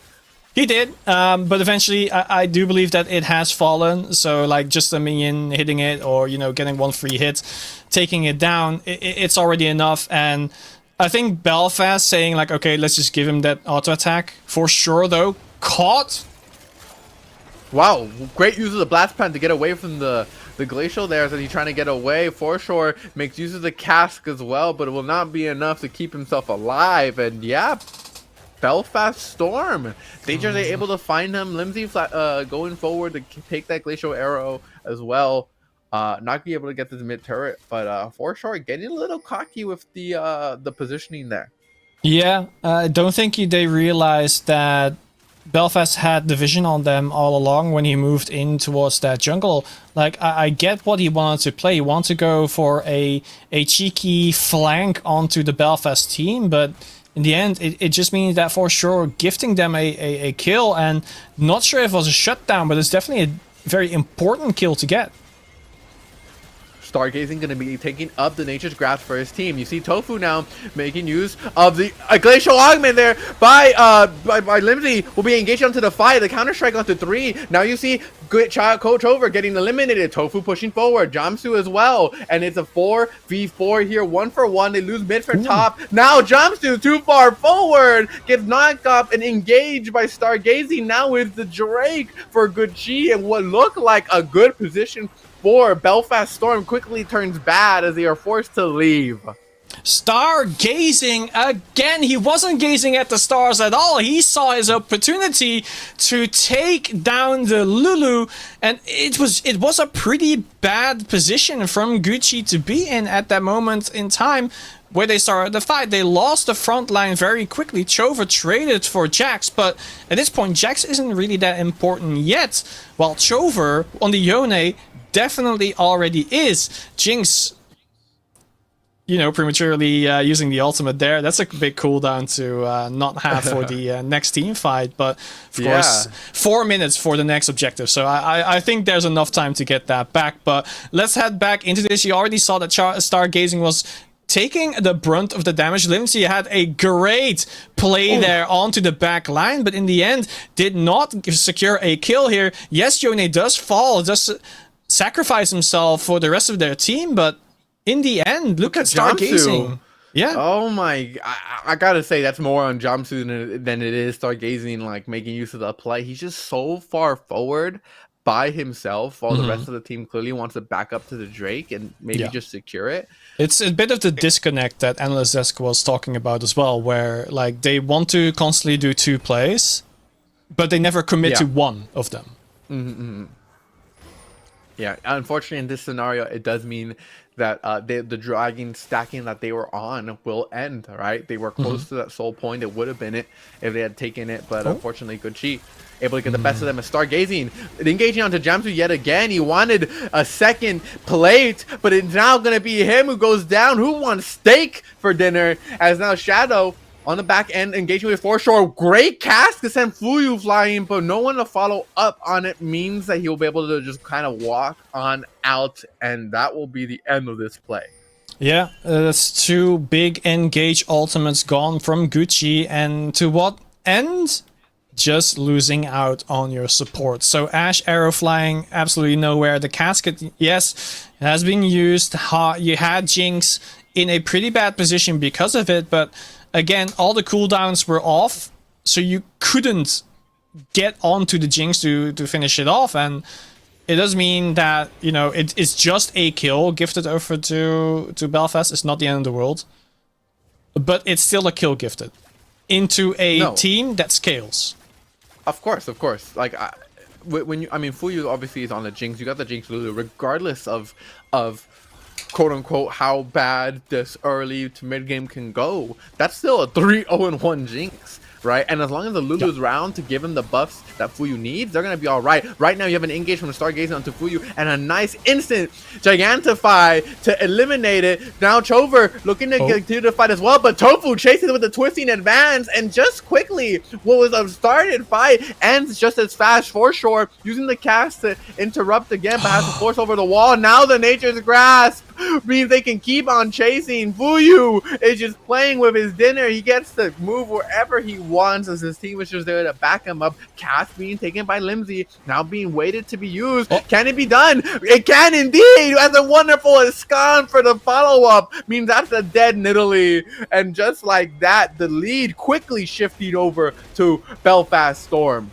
Just big unnecessary risks from Gucci here. Just like, the initial fight was great from both of them.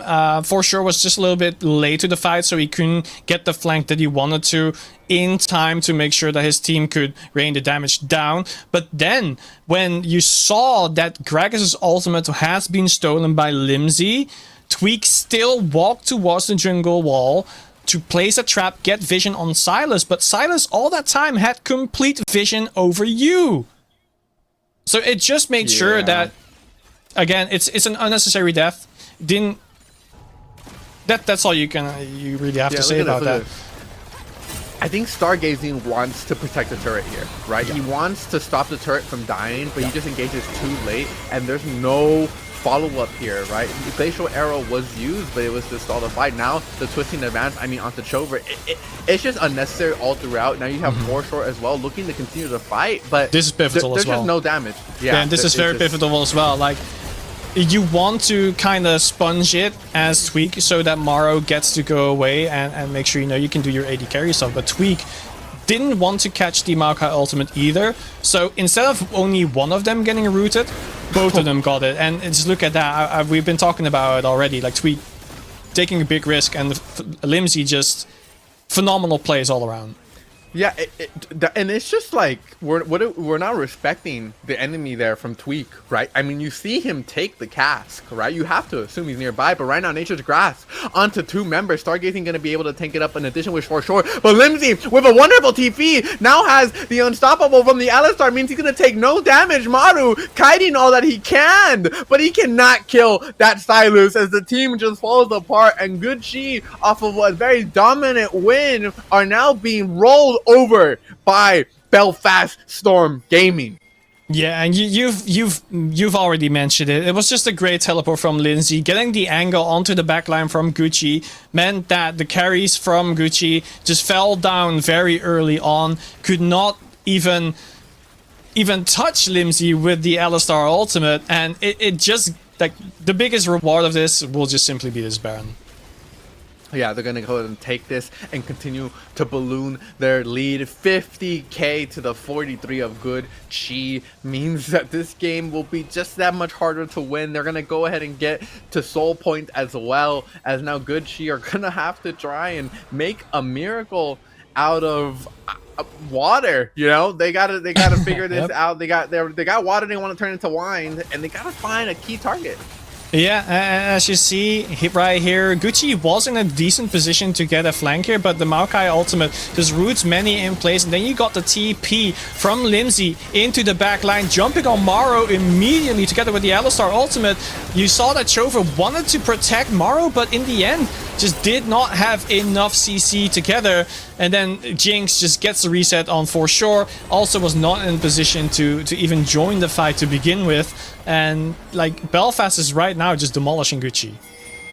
Yeah, another thing I want to point out in that fight was Shadow also had another flank angle from the bot side, right? So you had Silas all the way from the top, you had the forward position from the bottom. Meanwhile, right now, Shadow looks like not the best angle, will be able to get away from the Glacial, makes use of the stopwatch. Now who's on the way to help out, as Shadow making this awfully close. Maru gets very low. It will be saved there by the Alistar last minute. But what's happening? Mimo on the other side of the map, Chober is just getting blown up. He gets hit by the zap, and Fuyu is gonna be knocking down this inhibitor turret. Baron is still within their possession, as they will be backing up 7-0-4 on Fuyu, and both these ADCs have just been having wonderful pop-off games.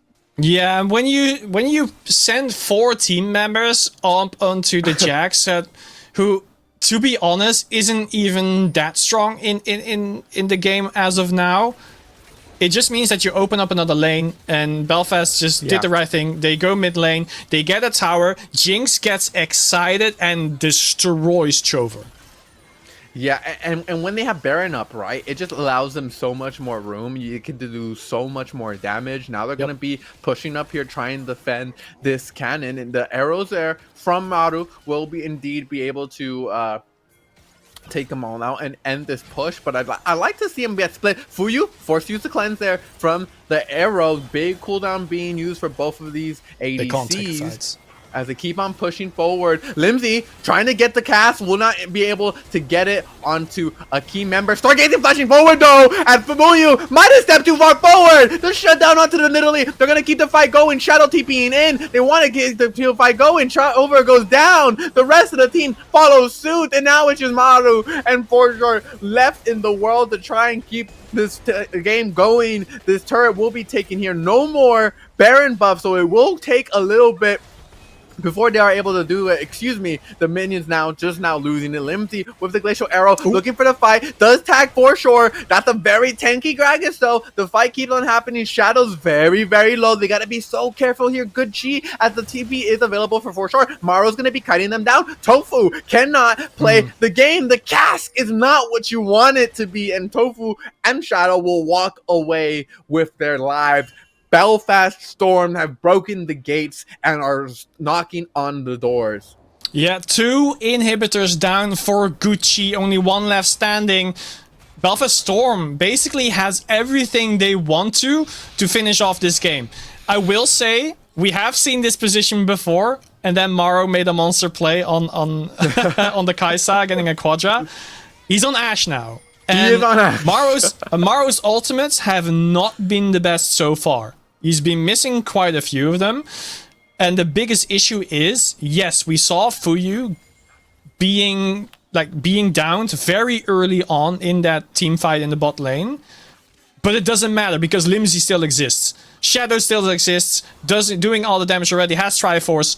Tofu is a monster wall right now. Like, he can't break through this tree as of now. And then Lulu is just there for the extra protection.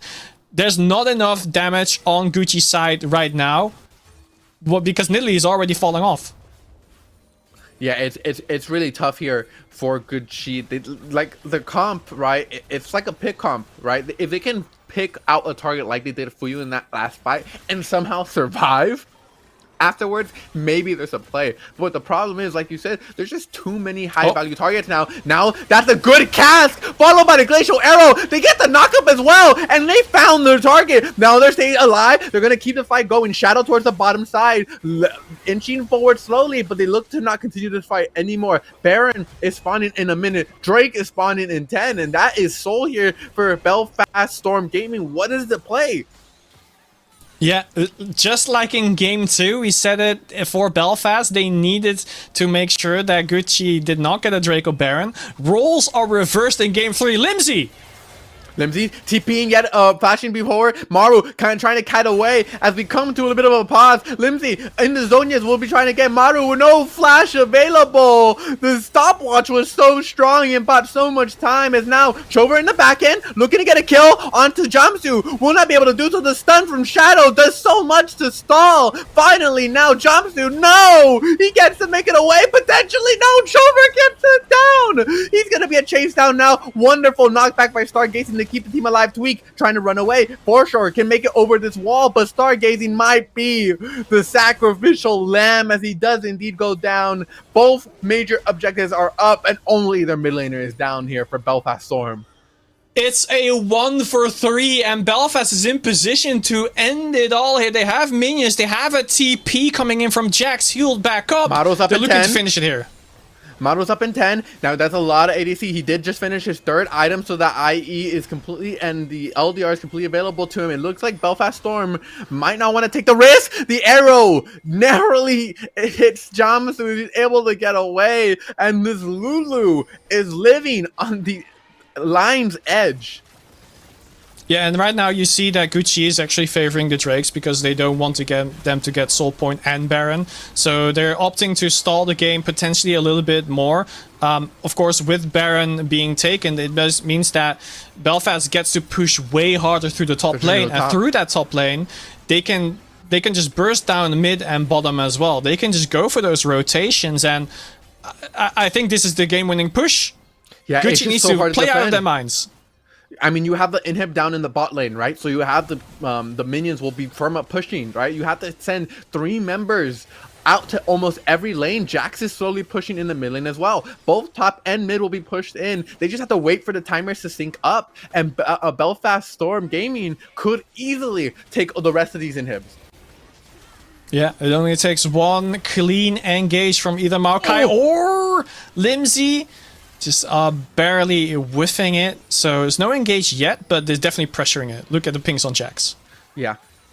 Just waiting the time for this next wave to come on out. Bot wave is slowly pushing as well. Someone has to go and clear it, and now they're going to be sending over Chover. That's a big damage dealer. Going to be away. Another arrow lands into Fuyu, but no one's around to capitalize on it. The Nature's Grab does well to buy space as well.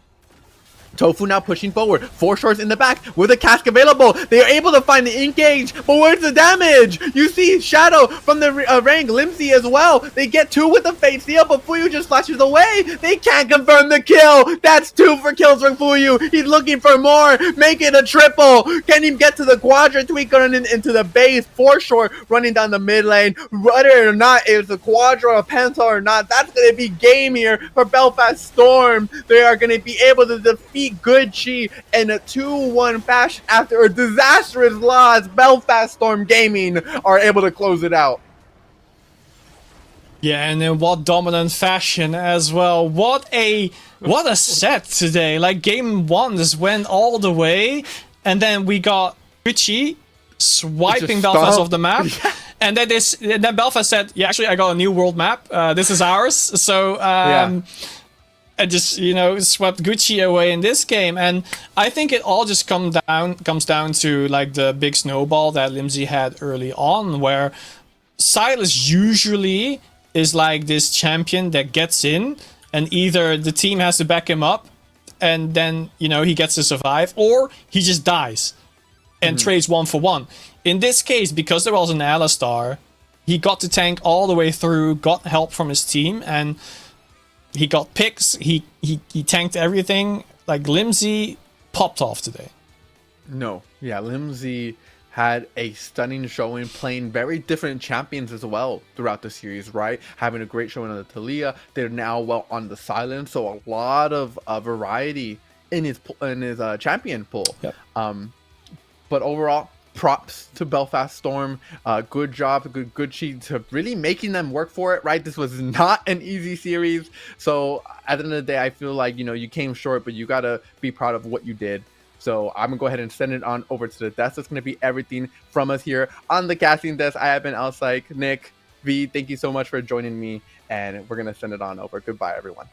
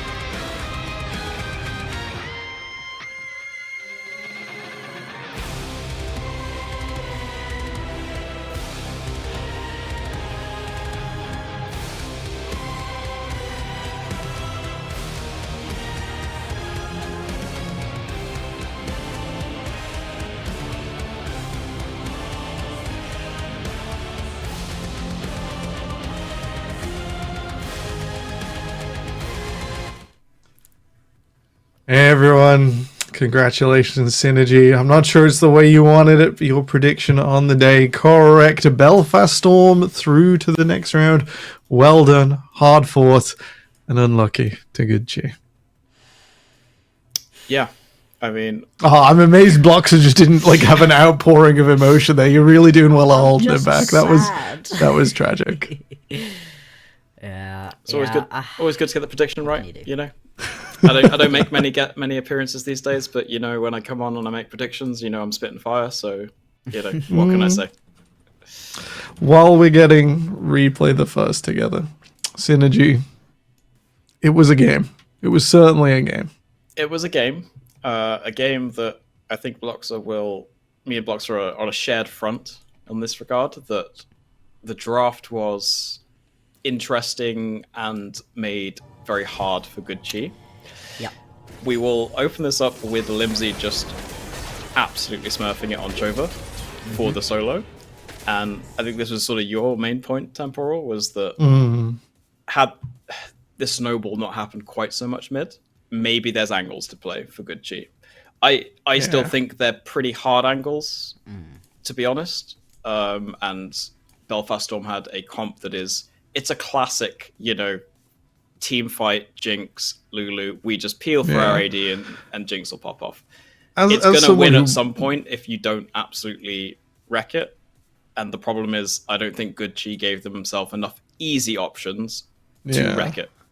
As someone who won this league by locking in Jinx when everyone wanted to play Vayne or Kaiser, I think I have done a lot of defending of what was a fragile draft. Yeah, let's not beat around the bush. For sure, I think that is valid criticism. Loxers, we get the second piece together, which I think is an inhibitor going down. What's your overall impression? It's the end of Good Chi till summer. Yeah, I'm sad. I'm sad about that, right?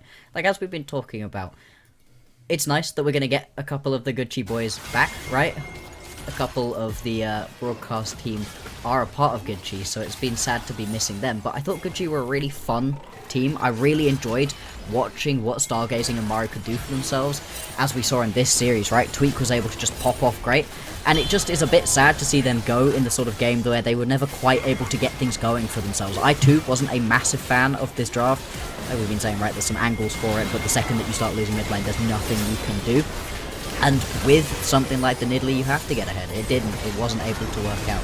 Belfast Storm, they put on a clinic in this final game. They had to pull it back in game number 1. They get smacked in game number 2, and then just show up in a massive way in this one. You can see it here, right, in this replay, where at the point at which we're looking at this one, they are so far ahead. They're rolling with wallets. They're in a really strong spot just in and of themselves, and they were feeling confident in this game. I absolutely love it, and I think Belfast could potentially pick themselves up a couple of wins versus some of the other teams. Obviously, they're having to do it here in the losers brackets, do or die at every moment of this series, but so far, so good from Belfast Storm. It wasn't clean, though, and yeah, I just wish this last game was a little bit more back and forth. I thought Good Chi had such fun moments throughout the first 2 games. Maybe they just ran out of those pocket picks for their jungler. A little bit of gas left in the tank, but not much at all. Synergy, your closing remarks on what was a pretty tense best of 3 in the end. Yeah, and in a way, just to solidify my prediction, it was nice that the last 2 games that went each way, they were both kind of sort of pretty clinical from both teams. So like that first game could have gone either way, realistically, I think. So we had the close game, and then each team showed their strengths and their sort of, well, they'd opened their clinics and they were welcoming customers, let's say. So we saw both teams basically at their best, and we saw both teams also at their best, really fighting for it and brawling for it. So in terms of a series, couldn't ask much more. I'm glad to see Belfast Storm have sort of improved a little bit on their sort of team cohesion and their style almost. I don't know if it's going to be quite enough to have them make a really deep run in playoffs. Let's say even they get to the lower bracket final, they're still going to have to face one of Venom Crest or Inquit, and I think those teams are, as of right now, just better. I mean, their next matchup is really hard, right? They've got themselves Rise as their next round matchup, and Rise, they get 2-0'd by Venom Crest, but they shouldn't have done. Rise lose that first game off of the single intiest play I've ever watched, right? You got to weave it in the end. And I will keep talking about this, right? I hope I'm on the show between Rise and Belfast Storm, because, oh boy, Rise, they throw massively in their game 1v1, and Belfast Storm benefit massively off of a throw that we saw from Good Chi in game number 1. There's some interesting storylines there, but even as much as I'm still miffed about that first game from Rise, they're a really solid squad. I really like what Rise have put together for themselves. I really like the way they've been building. I think they've been looking better and better as the split's been going on. Belfast Storm, you've overcome, the first step, but like you said, Synergy, it's a long, long road to trying to get yourself to those LAN finals. Yeah, the thing I'll just add to that, because you mentioned Rise, is that I think Rise are like the slightly more cohesive and upgraded Belfast Storm. They play a lot of similar-ish sort of ways in terms of their individual ability. It's just Rise are a little bit more put together, so they close out a few more games with less trouble. So in terms of a spectacle, this could be really cool in terms of player ability on each side going head-to-head in this next round. I would for sure give it to Rise. However, there's an angle for Belfast Storm. They've looked better today. I think they've improved on their league stage. And it'll be next Monday or next Thursday that they will play. Oh, next Thursday, I believe they'll play. So indeed, they've got another week of scrims. You can catch the Four Nations next week. Belfast Storm against Rise Gaming, lower bracket, round 2, match 2. Same time, same day, just next Thursday instead of this one.